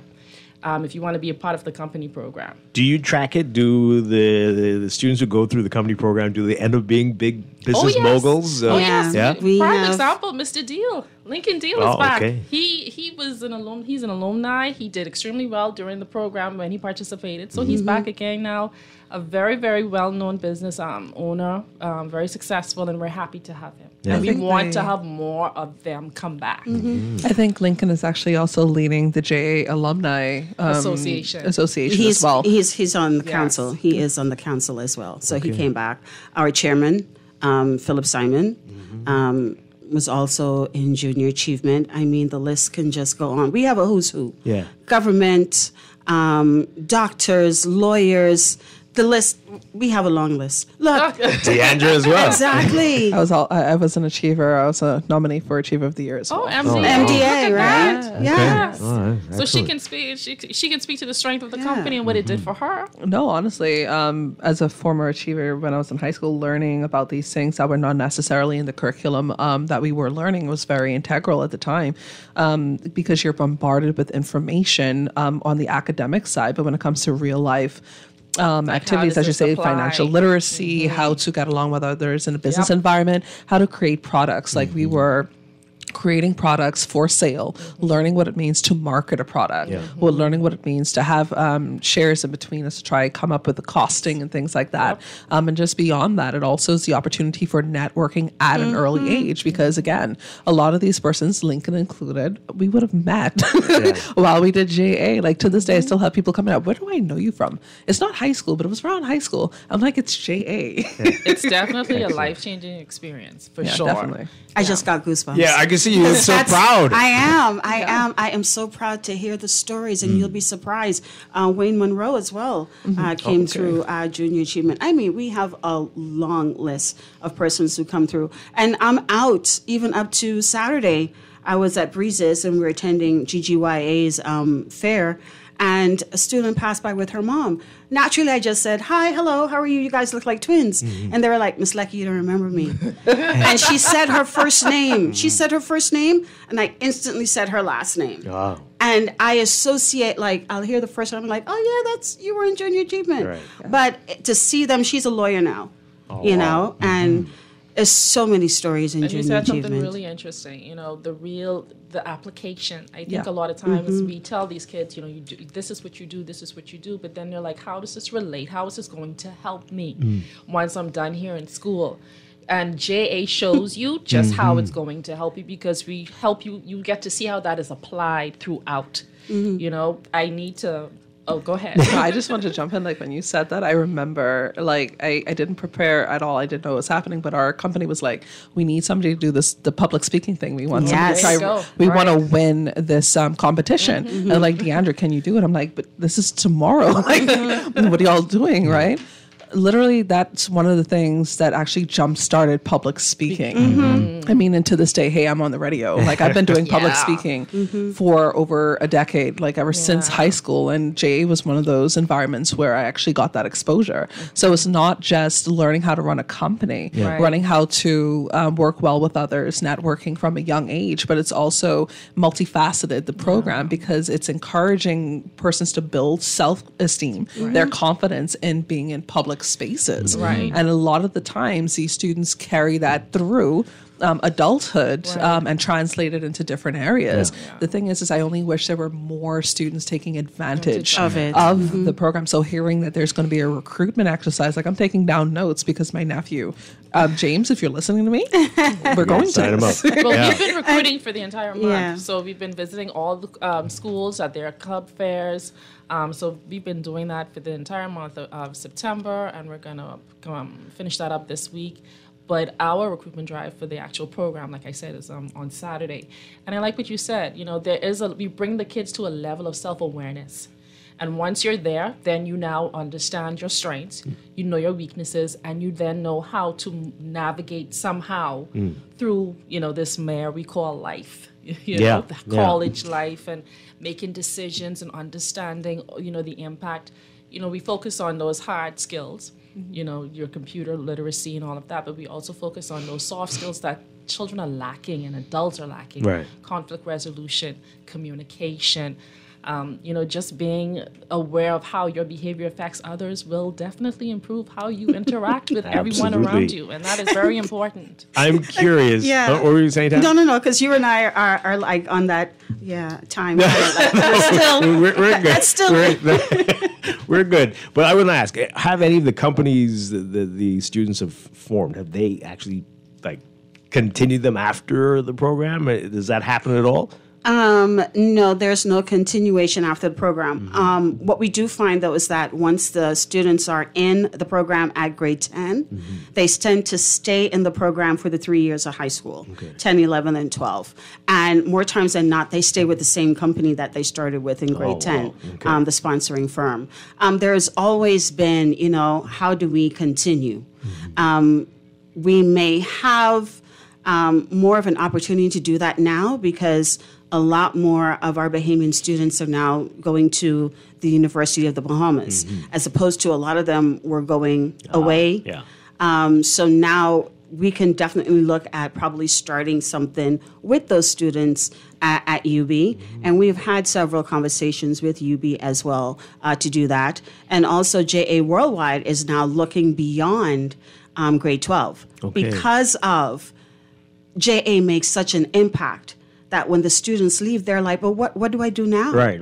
What do I do now? What is JA going to do for me?" So JA Worldwide has been constantly trying to figure out beyond the alumni association, what can we do with our young adults that are 18 to 26. And then what do many we of do them with go them? on to do businesses, go into the business world, and everybody these days have a side hustle. You still need to know how to manage your side hustle money, right? So the knowledge you get there, it carries you, it sustains you. Because like I said, you're gonna start your business, your side hustle, whether you're doing makeup, whether you're doing nails, whether you're selling chargers, phone cases, the electronic accessories and stuff that I know. I came across a young lady who's doing that, and she was like, "This is my side.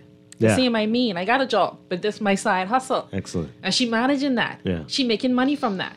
So, we all, my little niece to say, "Anita, you can't make money just from what you're doing, your job. You need a side." Oh, wow. So your side hustle, manage that. All right. So for Saturday, what do you need to do? If you're interested, what needs to happen? Yeah, and I just want to also interject here that Grand Bahama is also having their orientation Same day. and registration as well on October 5th. And theirs start at 8:30 a.m., and that's going to be at the Wallace Grove Auditorium. And here in New Providence, Tara mentioned we're at St. John's from 11 a.m. to 3 p.m. Now, Tara and the team were at schools, so they would have handed out the applications. But the student application can also be downloaded on our website, jabahamas.org. So you need to bring the application along with you, $20 for your registration as well, and come with an open mind. And come on time. We can't guarantee spots, but we're going to do our best to, to accommodate everyone that shows up. So you're going to be sure that you're going to get it, but be on time, please. Yeah. And being on time. 10th graders? 10th through 12th graders. Through 12. Okay. So being on time is be there at 11. We start at 11. Even though we're saying it's orientation and registration, this is not a process where you come in at 1 o'clock and it's like you're going to miss half of what you're supposed to get. All right. So you come in at 11. We take you through orientation, let you know what the expectations are, what the rules and policies are, who the companies are, when they meet, so that by the time we're done with orientation, you have a good idea, is this really for me? Do I have the time to do this? And then they go out to each of the sponsoring firms, because they're all going to be set up in classrooms. So they go there, and depending on where they meet, what time they meet, the students then decide, okay, let me try and go here. We do have companies that are notoriously famous over the years that students will flock to first. And, my friend is here, I want to be here as well. But they'll all have that opportunity to go in, speak to the volunteer advisors. They are accepted, or they're told to go and try another company. Yeah. Oh, so if you're a parent and you haven't heard whether you've been to your kid's school, but you want You Yes. want them in it. What do you need to do? Download the registration form online, jabahamas.org. Have your kid at St. John's by 10:30, 10:45. And Make we sure invite they them have to their stay. $20. The parents are invited to stay. They can Bring stay. your kids and stay.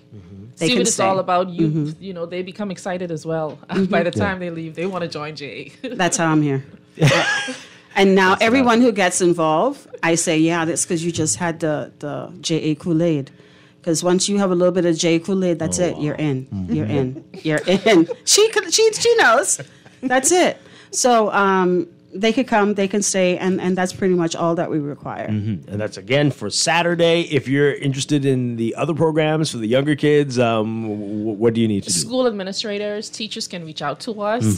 There is an application form as well on our website, jabahamas.org, that they can complete. And once they complete that, we get that, and I will then contact you, and we can move from there. Excellent. And you too can have a program, junior achievement program on campus. Wonderful stuff. And before we go, I just have to always, we can't do what we do without our volunteer advisors, without our teachers, without the Ministry of Youth, Sports, and Culture, without the Ministry of Education, and of course our diehard, what do they say, ride or die, donors out there who are with us every single year. RBC Capital Markets, we have the Commonwealth Brewery, Bahamas Chamber of Commerce, Disney, Royal Caribbean Cruise Line, Bahamas Development Bank is partnering with us this year along with Toastmasters. Toastmasters has been with us for years, and that's with our speech competition. So they're partnering with us for our speech competition.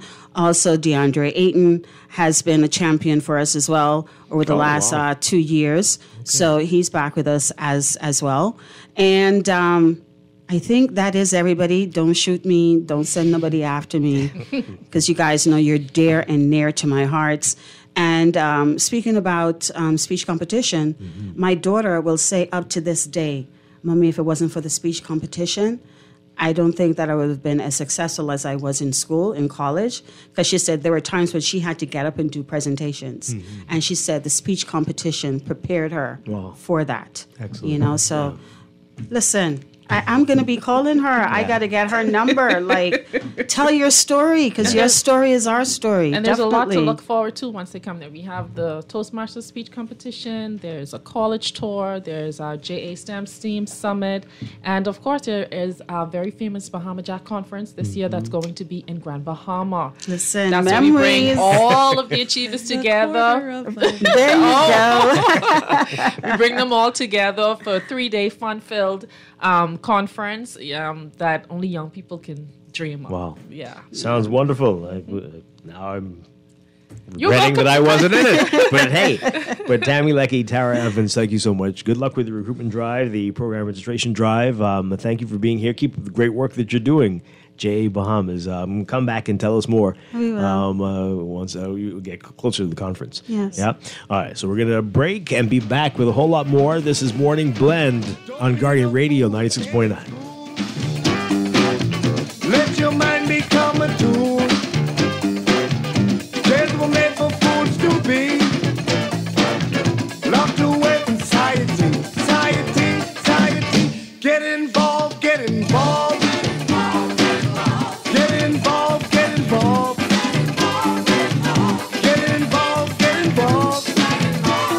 This is Guardian Radio 96.9 FM, Nassau, Bahamas. It's time for your final look at weather for this morning, brought to you by Sherwin-Williams Paints. Sherwin-Williams Paints has got you covered for all your painting and equipment needs. Visit Sherwin-Williams Paints online or in-store today. Here's what's happening. We've got deep layered ridging that will continue to influence the weather across the Bahamas, maintaining hot conditions and gentle to moderate east to southeasterly breezes over the next few days. Some low-level moisture will stream across the area, and that's going to lead to brief passing showers, mainly across the southeast Bahamas today. We've got a heat advisory in effect, and as a result of the abundant sunshine, very warm temperatures, humid conditions, we're expecting heat indices in the triple digits and UV indices in the height of very high range. Everyone's being advised to limit outdoor activities and wear sunscreen and stay hydrated. For today, we're looking at across the country, partly sunny to sunny conditions during the day, mostly fair at night. Temperatures in the low 90s, lows in the upper 70s, but the heat index will be a factor, making it feel like it's at least 102 Fahrenheit, 39 Celsius during the day. In your extended outlook for tomorrow, Tuesday, partly mostly sunny during the day, becoming fair at night again. Wednesday, a mix of sun and clouds during the day, becoming mostly fair at night. Thursday, partly sunny during the day, becoming fair at night, and pretty much the same for Friday as well. In the tropics, we're watching a few areas. We've got Tropical Storm Isaac, not going to be a threat. It's heading out into the Atlantic. There's also Tropical Depression Joyce. Joyce likely to become a remnant low later today, so no issue there. There's also Tropical Depression number 12. As of 5 o'clock, that was about 690 miles west of the Cabo Verde Islands. The depression is moving towards the west near 8 miles per hour, and a general westward to west-northwestward motion is expected to continue through Tuesday. A gradual turn to the northwest is also forecast later in the week.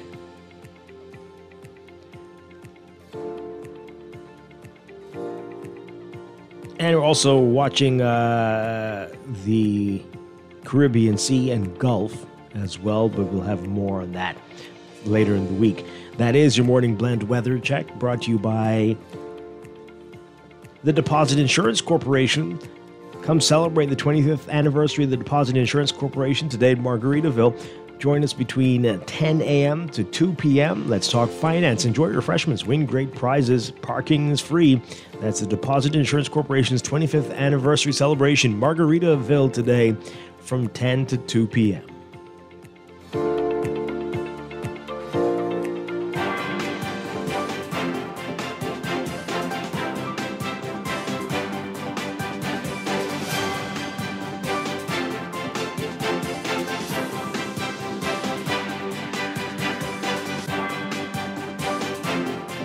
One final quick look at traffic for the morning, brought to you by RBC. Find your loan solution at RBC. Things easing up on Miles Butler Highway, just north of High Trail now, straight to Tawny Williams-Darling Highway if you're heading the northbound lanes. Still some slow-moving traffic, though, and traffic back to belong Tawny Williams-Darling Highway westbound to that roundabout now. Independence Drive eastbound, still slow-moving traffic for you towards East Street and East-West Highway in the roundabout. Wolf Road is busy at a number of spots, west and eastbound, west of Marathon, straight through to Blue Hill Road, well, straight through Poinciana Drive. And East Street north and south of Wolf Road, seeing some slow-moving traffic, especially northbound at this hour. Those are your hot spots. That's your real-time traffic and your Morning Blend traffic alert, brought to you by RBC. Start a conversation at rbc.com/loan/all of you.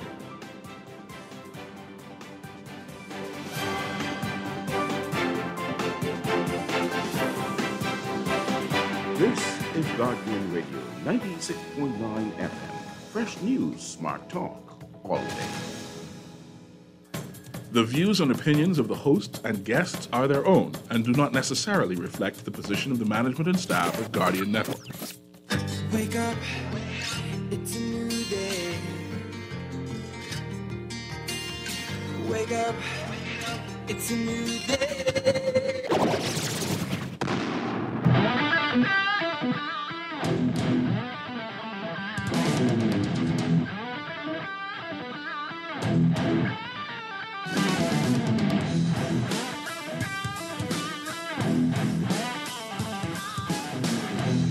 Good morning and welcome to Morning Blend Business on this Monday, September 30th, 2024. Welcome back to our Morning Blend listeners. Once again, I'm Dwight Strachan along with Deandra Cartwright.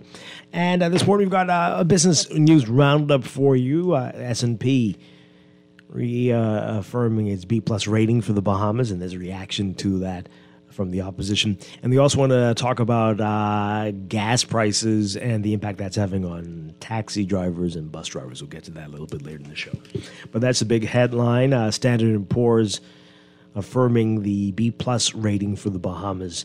Our Yuri Kemp writing about it in today's Guardian business section. International credit rating agency Standard & Poor's has affirmed the Bahamas' B-plus long-term foreign and local currency sovereign credit ratings, but it's also warning that it could downgrade the ratings within 12 months if income per capita deteriorates significantly, if the government reverses the progress it's made on its fiscal performance and starts to incur persistently large deficits, or if access to external liquidity deteriorates unexpectedly. S&P also said in its latest credit rating for the Bahamas that, quote, the stable outlook reflects our view that over the next 12 months, a stable economy combined with fiscal consolidation efforts will limit the government's debt burden. We expect the domestic market and multilateral lenders will meet the sovereign's relatively large, albeit decreasing, financial needs. We could raise the ratings in the next 12 months if the government enacts public finance reform faster than we expect, leading to sustained, near-balanced financial results and improved economic prospects. This could result from stronger revenues supported by, among other things, the successful implementation of a corporate income tax and carbon credits, combined with improved state-owned enterprises, finances, after effectively executing energy sector reforms. Well, improved state-owned enterprise finances. Well, that one. Okay. Anyway, S&P noted that the Bahamian economy grew at a subdued pace of 2.6% in 2023, affirming that the post-pandemic pent-up demand for tourism had dissipated. It said the Bahamas' tourism sector continued to perform very well, largely driven by a new cruise terminal in Nassau that opened in May 2023.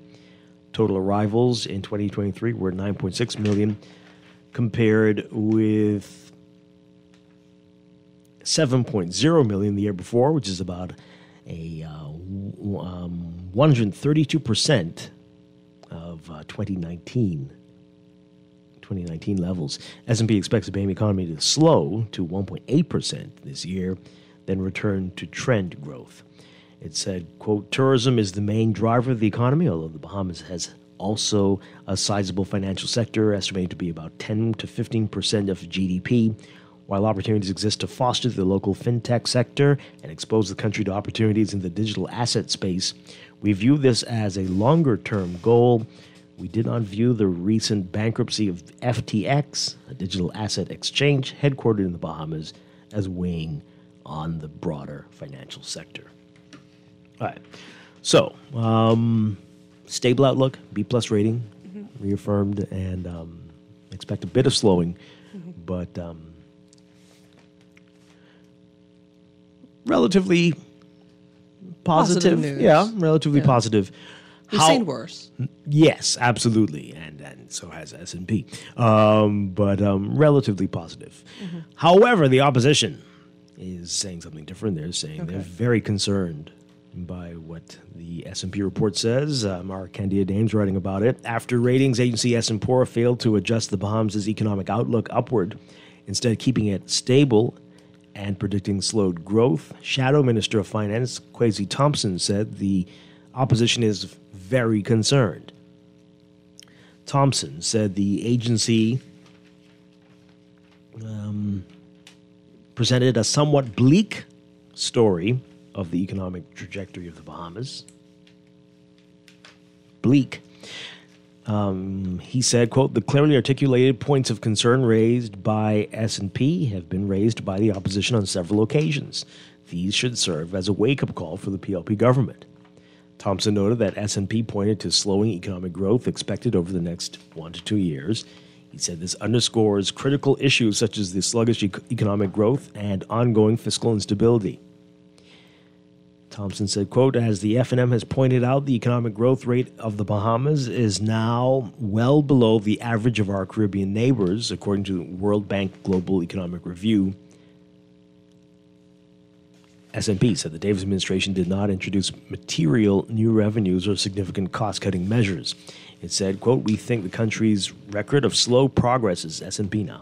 We think the country's record of slow progress in reforming public finances in key economic sectors led to a weakening of its financial profile. Thompson called that a deeply concerning assessment. He said the government's lack of strategic initiatives to diversify the economy, particularly in Grand Bahama and the Family Islands, create jobs and begin new investments in the ground, has hampered continuing economic growth.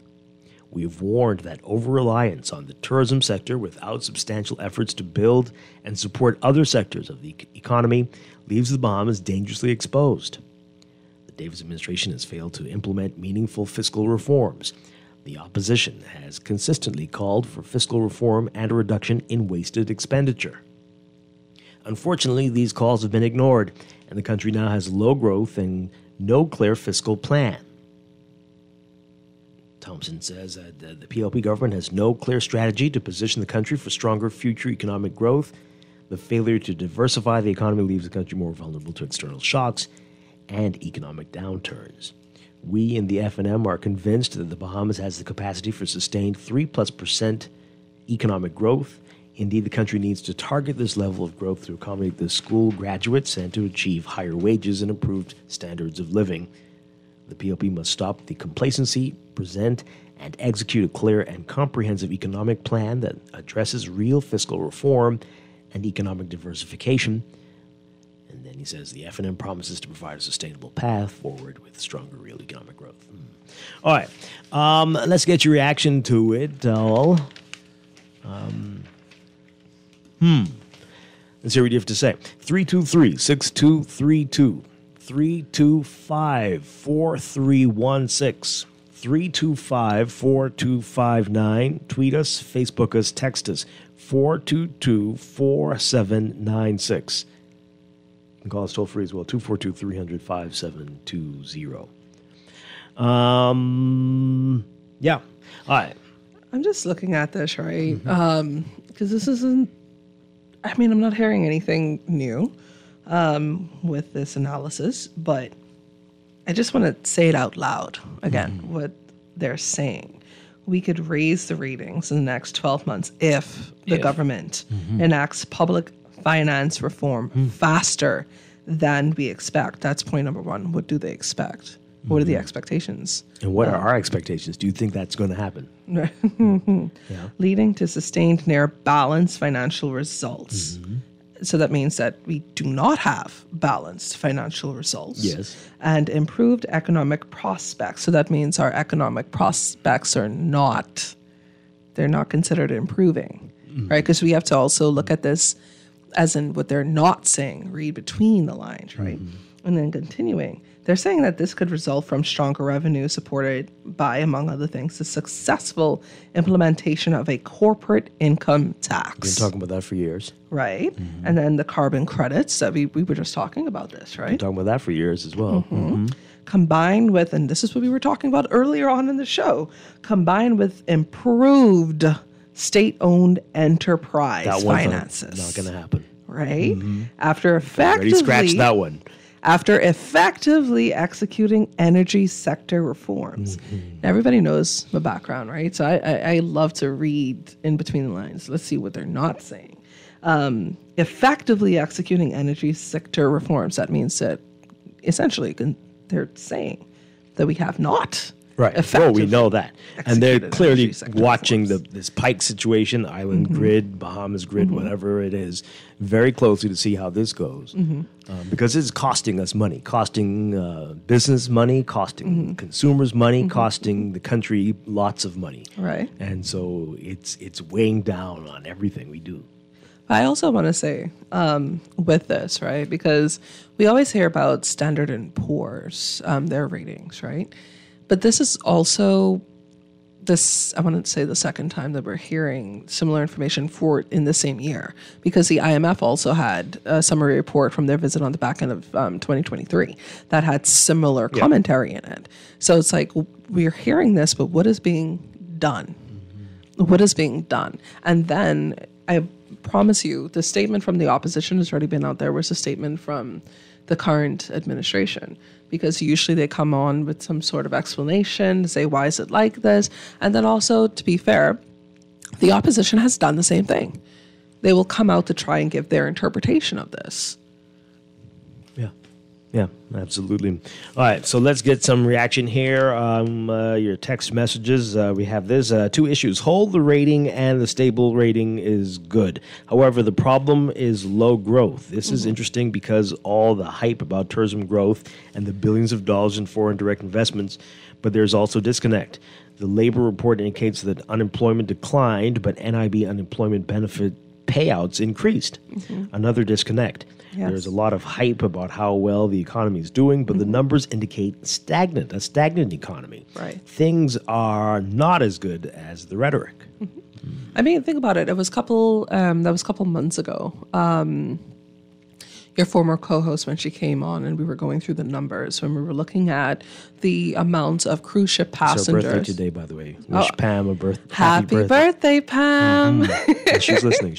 Cool. Great. I hope you enjoy your day. And she was just so wise to really draw attention to those numbers. You can have an increased number of cruise ship passengers that does not translate to money being spent. That does not translate to more money outside of what's already been spent by the cruise lines themselves, by those individual tourists, those numbers that you keep quoting, say how many millions of persons visited. That does not automatically translate to millions of dollars coming on shore being spent in this economy. It simply doesn't translate to that. And when we look at the numbers, you can continue to say we have more people visiting, but even in that area, we see where it's also been stagnant. So you can have the increase in numbers, but the revenue almost remains the same. And that has been happening if you look at the numbers. And I'm happy that the texter actually shared with us again, so we could say that out loud on the radio about the disconnect between the numbers, because I believe that was in the news last week, talking about the increase in persons accessing NIB while the unemployment rate would have decreased. It's like when you look at those little changes, it really illustrates the realities that are going on. And if you tie all of that together, then honestly, you'll see why these international agencies are saying these things. Yeah. Wow. This texter says the analysts at S&P can see our government jets heading all around the world with large contingents and riding around in BMWs. How can the government expect any other rating? Oh, boy. I mean, I would also say to that, fair. But I would also say to that, just like with Moody's, Standard & Poor's it's an agency. It's not indebted to anybody, right? They do this with whomever. The thing about it is that it's the weight that people place on their ratings, right? That determines investments by others. That's the long and short of it. This isn't necessarily for our consumption. Not necessarily. It's to help us improve how we improve ourselves to the international market for investments, and how we can maybe do some work on ourselves here at home. Yes, but this is literally information for persons looking to invest. That's primarily what this is for. Same thing with Moody's. Now, it's different when you look at what IMF usually does. That's because they've already loaned us the money. It's how are we performing with the money that they've given us, and to try help us improve in certain ways. So there are distinctions. Standard & Poor's does this on whomever. It's a service. They're benefiting from it. But are we actually listening to what they have to say and understanding at the best level what this actually means? Especially for a country that is heavily reliant on foreign direct investments. They're looking at what Standard & Poor's actually says. They're looking at these different reports.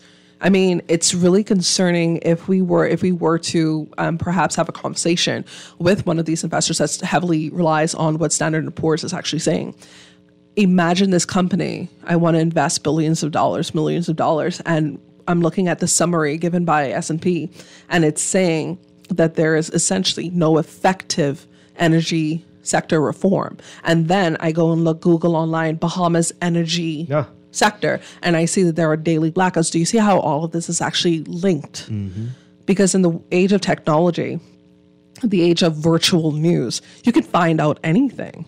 So that means if we also look at the decrease, and sorry, I don't have the numbers in front of me, so I don't want to say decrease. If we look at the trend of foreign direct investment, I think we should also compare that to some of these realities, because people are going to where they can get more bang for their buck, where they know that they can get a return on their investment, and they're investing lots of money, right? So we are no longer, we're not alone in the marketplace. That's why we have to be so much better at what we're putting out there in the marketplace. That's an excellent point, because as you said, with the Luther's issues, you saw many of the business people out there saying how this is affecting their business because they, right? How many guests they had to turn away, or guests who canceled, all these things. No, but then also take it out, take it out from there. We market ourselves with our number one industry being tourism. These are persons that have access to their immediate circles, their wider circles. They're sharing this information. That the Bahamas has electricity issues, that the Bahamas has water issues, that the Bahamas has telecommunication issues. The word is getting out there, right? And then when we, again, comparing ourselves to other places that are offering similar services, whether that be the tourism product, or whether it be the financial services product, whether that be the direct investment product, whether that be to the agricultural product, there are other countries offering the same thing. And it's almost down to this. I was actually having a conversation with a businessman with one of these larger businesses a couple of weeks ago. And they're like, why would I keep my business here in the Bahamas when I can go over to, I won't say the other country's name, I can go over to another country. It's about the same amount of money I'm spending, except that I'm not going to get taxed as much as I'm about to get taxed with these new things that are coming along. But it's more reliant with utilities. And I'm like, I literally had nothing to say, because what can I say to somebody like that? Let's get to these messages, and we'll get to your calls. This person says here, Dwight, I'm not listening to Kwesi Thompson. He was the Minister of Finance under Minnis and did a lot worse. Well, I think when he became the minister, it was at a very challenging point, right, after Dorian and during the pandemic. So things were a lot worse, but it's not quite an apples to apples comparison there. This person says here, everyday issues: BPL, water and sewage, dirty roadsides, no license plates on vehicle, fiber not working, BTC, overgrown roadsides. They're just listing off all the problems. Oh boy. This person says, I agree with the opposition. This decreased rate of growth on the horizon means that if there is any major change in the economy, we are at risk of having a downturn in the economy. Well, okay, sure. I mean, that goes without saying. This person says here, Pam has been pointing out the facade of the cruise passenger numbers for years. Increasingly, the ministers of tourism attempted to dispel, and they're highlighting Obi Wilshkin when he was Minister of Tourism, tried to dispel her analysis right there on Morning Blend. That's how far back she's been sounding this alarm. You hear this, Pam? It struck me at the time. Yeah, okay, yeah. Well, especially with cruise passengers. People have been saying that for a long time. That you just have to follow the numbers there, and the reduced numbers coming off the cruise ships. But we also have to say, what are we offering them if they do come off the cruise ship? That's always been a problem. All these things are related. But it's also the messaging of what they're getting, because allegedly, again, all of this is alleged until you see it in the front of you, like written, that some of these passengers are being told not to get off. And then also, how are we marketing, going to your point? Why are they going to come off, right? And when they know that in the same country, there's a private island that cruise ship already owns, so they can just go to that one and not be bombarded, right? I think, again, there are many levels to this issue. Because on top of that, remember when I was saying all of these things are interconnected, you also have the crime issue, right? So cruise ship passengers, if they're reading about the crime levels, if the embassy is releasing these alerts to say that the security level is at this level, but not like that, why are they going to come off? And then, I mean, at the root of it, we're looking at the persons that are taking these cruises. They've already put their money onto the cruise. They've already allocated that, hey, okay, so I got free food quote, while I'm on the cruise. So I'm just going off just to see things. These are budget friendly folks in most cases that are taking the cruises. I know that tourism has a strategy to get the long-term stays, longer-term stays, the domestic stays here. And I think this is something that we need to do more of. I mean, when we look at the genesis of tourism itself, we weren't really focused on our neighbors here. We were trying to get the longer-term stays from the other side of the world. But when we look at how those numbers have also changed over the decades, then we also, if we were to like trend that too, it's interesting when you look at the numbers, man. Yeah. So this is an interesting point here. The S&P report hailed the new cruise port. But yeah, so that shows you that if there's something happening here, people will get off the ship. Mm-hmm. People will come and see it. If they hear, oh, they got this amazing new terminal there, you got to go and see it. People will say, okay, last time I was here, there was nothing going on, but I will come and see what's going on. Right. And that's what we're saying. We need to do this all over, especially downtown. You've got a pretty much blank canvas. Mm-hmm. Let us come together and develop a plan for this to keep it going, keep the momentum going. But look at the linkages. They're talking about the cruise port, right? How much publicity has been behind the cruise port? How have they been touting that? How much information can you find online? When these international agencies tend to write similar reports, whether that's financial, political, economic, cultural, whatnot, they're trying to find what exists online. What's the hot spots? What are the new developments? Things like that. Mm-hmm. So it also goes back to what we are also putting out there. What are we highlighting? How many virtual platforms are we traversing with this information? So outside of the cruise port, what else is happening? Are we marketing the rest of our family islands as we do so much with New Providence and Paradise Island? But then again, going back to the reality that there's, I think it's fair for us that we can say that there's nowhere in this country you can escape power outages, seemingly. There's nowhere you can escape having issues with telecommunications. There's no where you can escape having possible issues with your water. Like everyone you talk to in your circle of 5 to 10 people, they're impacted by one of these, no matter which island you're on. Yeah. You know how many persons have been trying to figure out how to go over to Starlink and things like that? I'm like, and then there was the feedback and to say, how could you possibly, like commentary online is that they're hearing that there may be an attempt to try and block it. And I'm like, let's hope that doesn't happen. But, yeah.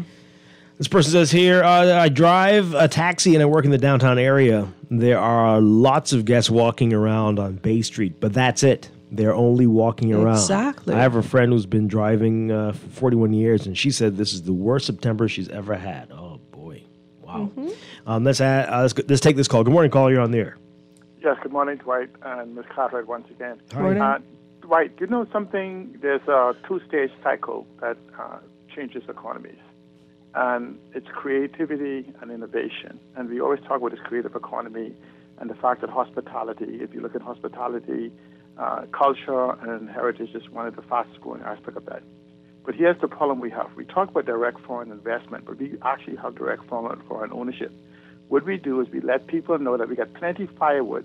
Please come and build a fire so we could get warmed by it, because we don't have the ability to create our own fire. Now, creativity is the generation of ideas, and it's what helps you think out of the box, right? Adapt to change.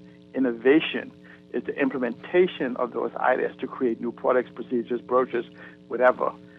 So the problem is that we look at our growth, right? If you go to 2018 newspaper and even after that, you know, in tourism, we had like 6 million tourists and 1.5 million stay-over witness and 6 million or so, 7 million, cruise passengers. Do you know the GDP impact for the 6 million tourists was $300 million?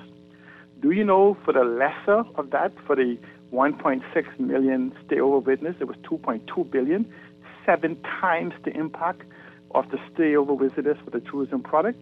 Yet we're now talking about expanding of the inclusive economy, which is the cruise ships, whatever. The problem is that we need to look at this whole two-stage process for tourism and hospitality, banking, financial services, all of these different things, and have a conversation. How do we attach creativity as the front-end process to bring about innovation? We don't have discussions on ideas. We have discussions on things. We have discussions on who failed the greatest, who is the most inept, who is the most incapable than ever. Do you know in ending what the problem is?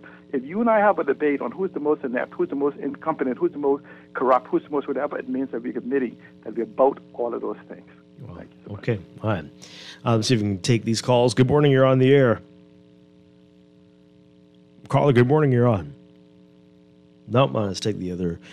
Good morning, caller, you're on the air. Good morning, Dwight. Good morning to your co-host. Good morning. Right, we keep doing the same thing over and over and expect different results.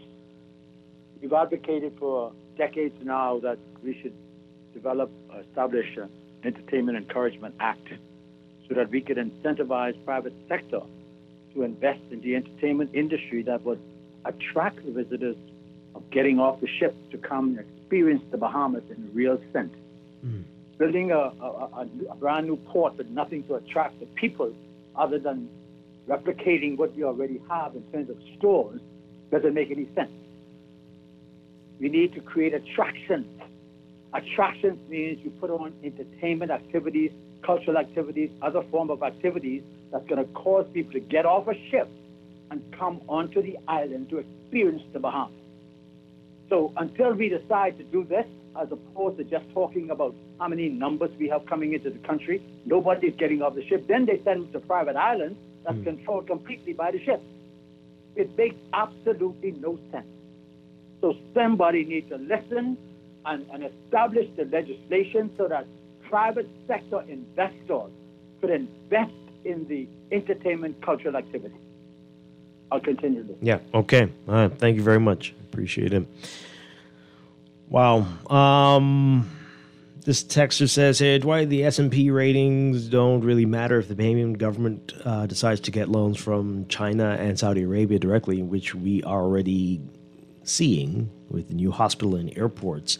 Those countries give good interest rates since they directly negotiate with individual countries. Now, if we were getting loans from the IMF, World Bank, and IDB, then S&P and other ratings agency opinions would matter. Well, I mean, again, as Deandra mentioned, though, there are other investors who are paying attention. Like, should I open something in the Bahamas? And those things, they will definitely look at Moody's and S&P. Mm-hmm. It might not be the only thing that makes them the deciding factors for them, but they will look. They certainly will look, and they might be deterred by the situation with the power. I think everybody would be. And so, yeah, that is... That's a lot to deal with. All right. So continue to send your messages, 422-4796. We're going to take a break. When we come back, another issue in the business news today. Taxi cabs looking for a discount for fuel. This comes on the heel of bus drivers saying the same thing. We're going to get into that when we come back. This is Morning Blend Business on Guardian Radio 96.9.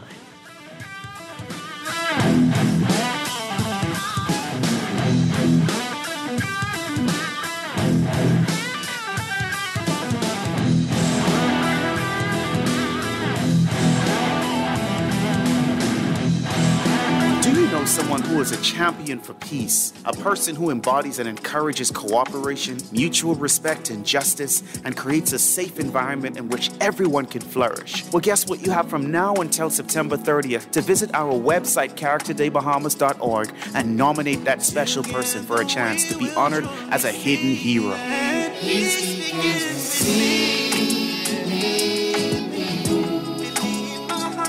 In my heart and in my soul.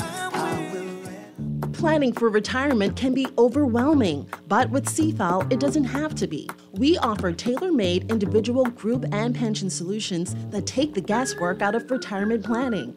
Whether it's for you or your company, don't leave your future to chance and let the trusted hands of CFAL's experts guide you toward peace of mind and financial stability.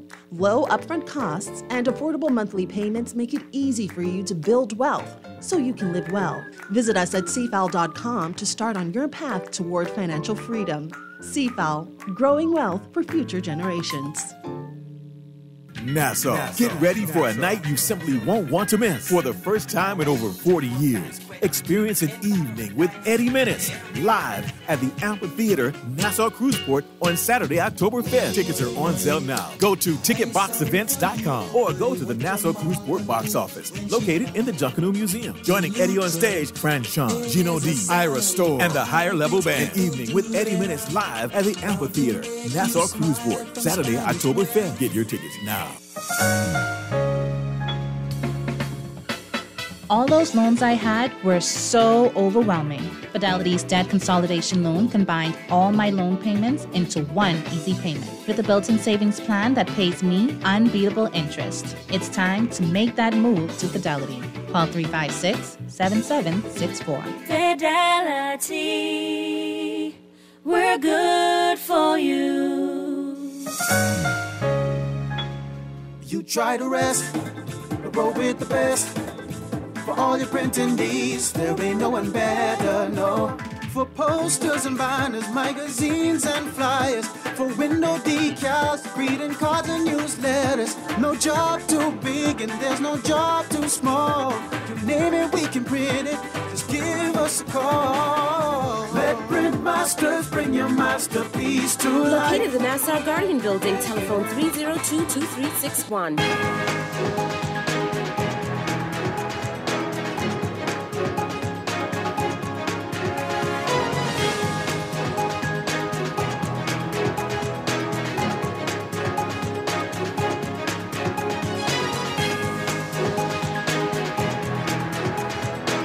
It is time for your morning business report, brought to you by CFAL. The Central Bank of the Bahamas is inviting those interested in providing agency banking services on the Family Islands to apply for a money transmission of payment service provider license on an interim basis, while the Central Bank develops an agency banking framework. Governor of the Central Bank, John Roll, making the remarks while speaking at the Live Digital Campaign Expo, saying that an important governing principle for agency arrangements would be that operators should be able to provide services to multiple banks or credit unions at once.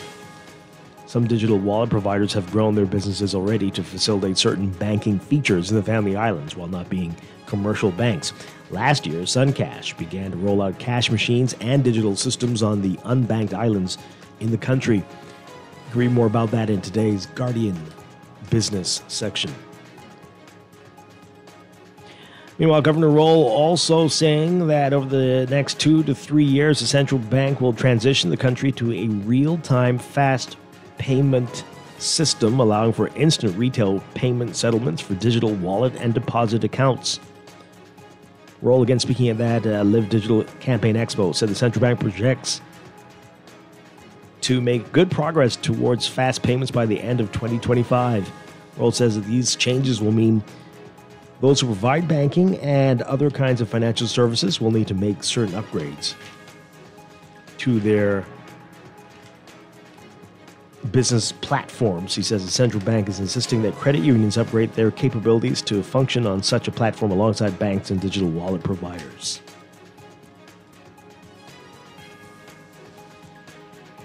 Overseas, U.S. ports from Maine to Texas could shut down Tuesday if a union representing about 45,000 dock workers carries through with a threatened strike.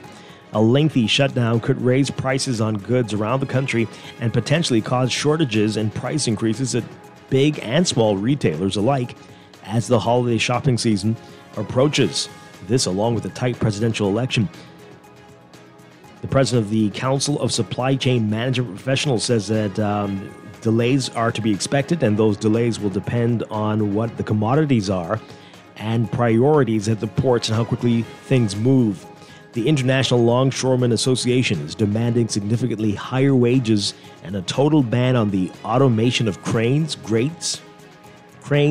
gates, and container moving trucks that are used in the loading or uploading or onloading of freight at 36 U.S. ports. These ports handle roughly half of the U.S.'s cargo from ships. The contract expires between the International Longshoremen's Association and the United States Maritime Alliance, which represents the ports. That expires on Tuesday. The two sides haven't held negotiations since June. A strike would be the first by the union since 1977. While any port can handle any type of goods, some ports are specialized to handle goods for a particular industry. The ports that will be affected by the shutdown include Baltimore, Brunswick, Georgia, and the two busiest auto ports, and also Philadelphia, which gives priority to fruits and vegetables, and New Orleans, which handles coffee, mainly from South America and Southeast Asians, various chemicals from Mexico and North Europe, and wood products such as plywood from Asia and South America. Other ports affected include Boston, New York, New Jersey, Norfolk, Virginia, Wilmington, North Carolina, Charleston, South Carolina, Savannah, Georgia, Tampa, Florida, Mobile, Alabama, and Houston. And DirecTV is buying Dish and Sling, a deal it has sought to complete for years as the company seeks to better compete against streaming services that have become dominant. DirecTV is saying today that it will acquire Dish TV and Sling TV from its owner EchoStar in a debt exchange transaction that includes a payment of $1 plus the assumption of debt. The prospect of a DirecTV Dish combo has long been rumored, with headlines about reported talks popping up over the years. And the two almost merged more than 2 decades ago, but the FCC blocked their owner's then $18.5 billion deal, citing antitrust concerns. The pay-for-TV market has shifted significantly since then, as more and more consumers tune in online through streaming giants, and demand for more traditional satellite companies continues to shrink. Although high-profile acquisitions have proven to be particularly tough under the Biden-Harris administration, that may make regulators more inclined to approve DirecTV and Dish's pairing this time around.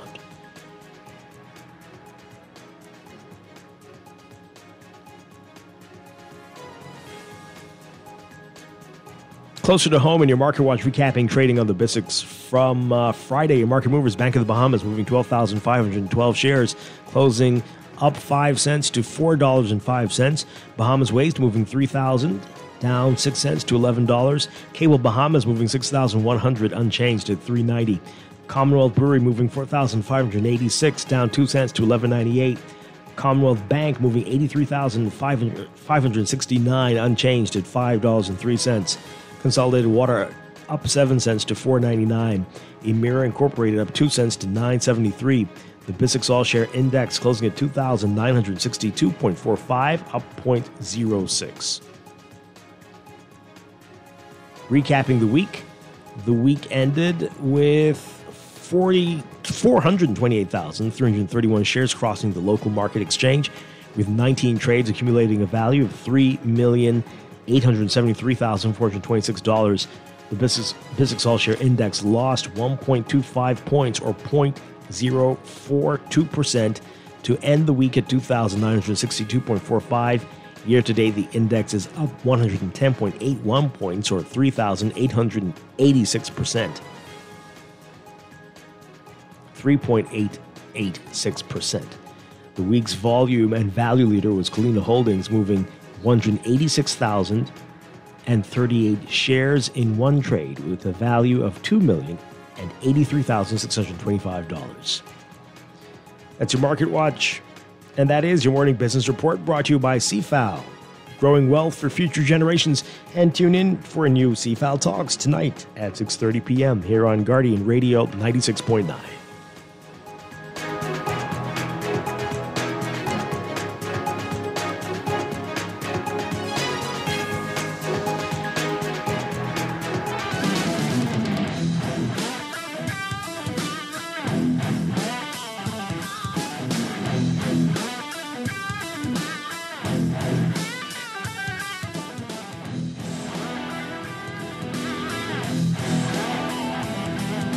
And we are back here with Morning Blend Business on Guardian Radio 96.9. Dwight Strachan, along with Deandra Cartwright. All right, so more of what's making business news today. So, story in today's Guardian Business section: taxi union to ask gas retailers for fuel discount. And this comes on the heels of a story last week about bus drivers wanting fuel exemptions in light of a 15-cent diesel margin increase. We'll get to the bus story in just a bit. But the taxi story. So our Yuri Kemp writing that Bahamas Taxi Cab Union President Wesley Ferguson says that his union will approach the Bahamas Petroleum Retailers Association in regard to a discount on gasoline for his members. Ferguson saying, quote, "This is something we have done before and we want to go back to it again." He said that the taxi cab union had an agreement in 2001 to 2002 with the then Texaco, where its members would get a few cents off of every gallon of gasoline they purchased from that station. It was the Texaco on, I guess, East Bay Street. Okay, Ferguson said, quote, the owner at the time had it where we could come in and get gasoline at a discount. It worked well for us, and it brought in more customers for the station. This is something that can work because years back, that Texaco used to advertise, get money back on the gasoline you buy, and I think we were getting 5 cents in every gallon of gas we purchased. Ferguson also said, we are about to engage the electric car companies. We did this before, but they did not respond favorably to bringing in larger vehicles because, taxi drivers need larger vehicles. I don't know if they were available. Maybe they weren't available. But the electric car companies' fleet in the Bahamas does not accommodate 12 to 16 passenger vans, although we had engaged them a few years ago. They've not pulled the trigger in bringing in larger vehicles. With a second electric car dealer in the market now, Ferguson hopes his success will be more likely because he said competition will bring more options. Okay. Now, the union apparently has not formally reached out to the Petroleum Retailers Association as yet, but intends to do so this week. All right. And so, as we said last week, this story, bus drivers want fuel exemptions in light of the incoming 15-cent increase gas retailers will get on their diesel margin, and they have a request in with the Ministry of Energy and Transport on further relief for their industry. President of the United Public Transportation Company, Harrison Moxey, telling Guardian Business that he is waiting on a response from the ministry and that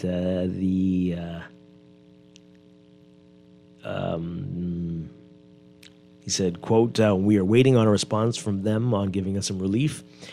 We're supposed to be talking to the Ministry of Finance on how they would give us some relief on fuel. We're also looking at some other angles like license exemptions and other, and other areas they can exempt. We're going to see if that will be coming our way. And that Moxie said, this is just bizarre. Moxie said the margin increase will wipe away any gains bus drivers made when fares went up by 25 cents on May 1st. Bus drivers received their long-awaited fare increase after many years of lobbying. Well, that is true, yeah. But you're asking everybody who got an increase to wipe away what they're getting by doing this too. Yeah. So no one's going to win here. And are there any winners? Never. Well, maybe the government, but nobody really ever wins. Okay, all right. Let's get your reaction to it all. Now, with the taxi union, that was one station that did that. It wasn't across the board. Right. So that, and again, the last time that happened was 2002, and so that doesn't sound like that's going to be something anyone's going to be too interested in. But anyway, who knows? Now, what the buses are saying, they want the government to deal with this. Through waiving fees, licenses, fees. So it's just cost saving. See, the thing is that could also be a slippery slope, right? Because even if that were to be considered, then where does it stop? Who does it stop for? Who else will come forward and ask for it? Mm-hmm. And they might have better cases than these folks. Who knows? Perhaps. And more incentives, more on the line. Because then what's stopping businesses also to say, hey, okay, if there's going to be an increase, especially with the power outages, getting fuel for our generators and things like that. Again, slippery slope. That's very interesting.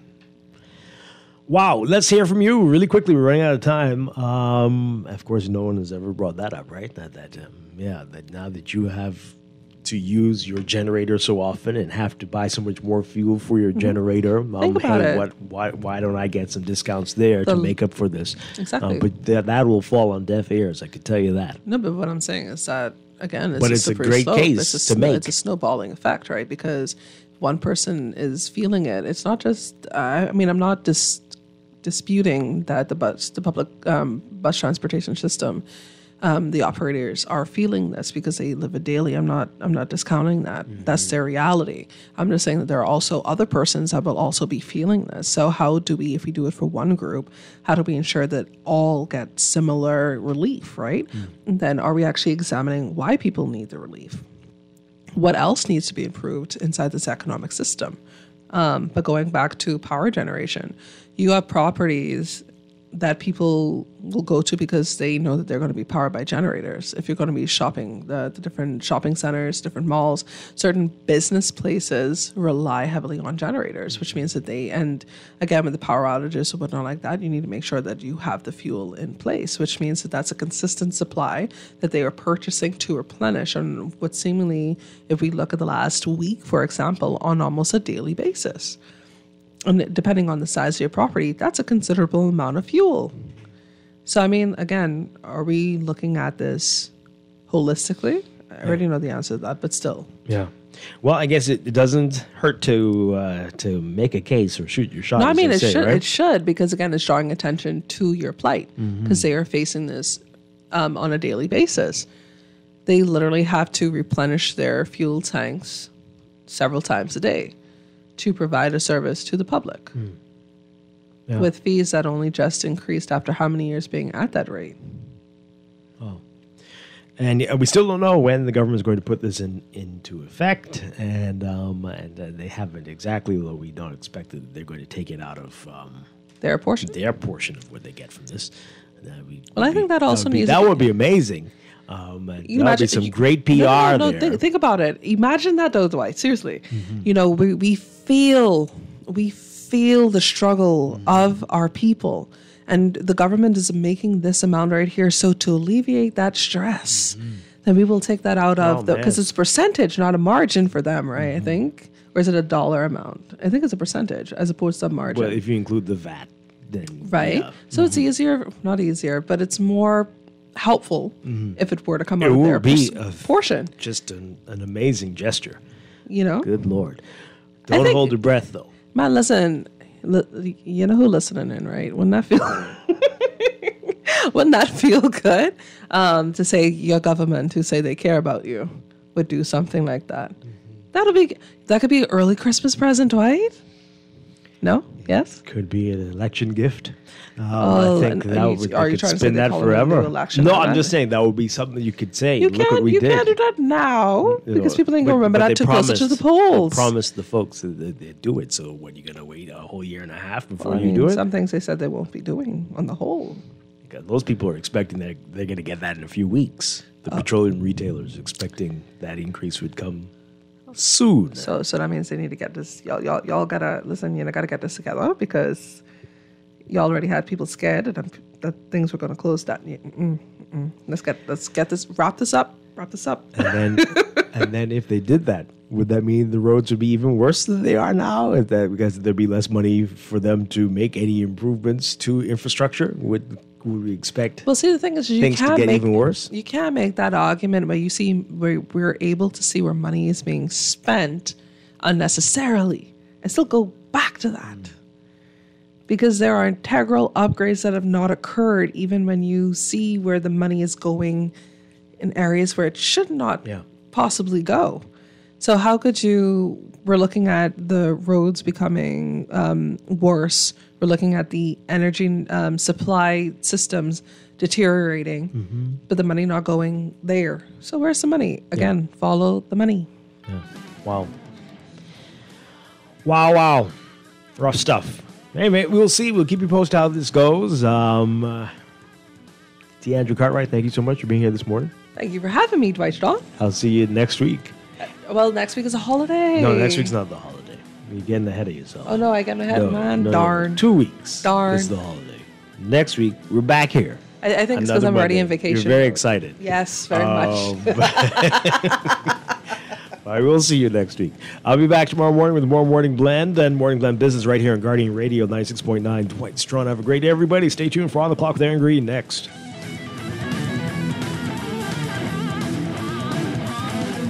Celebrate the ease of opening a new account online with Scotiabank.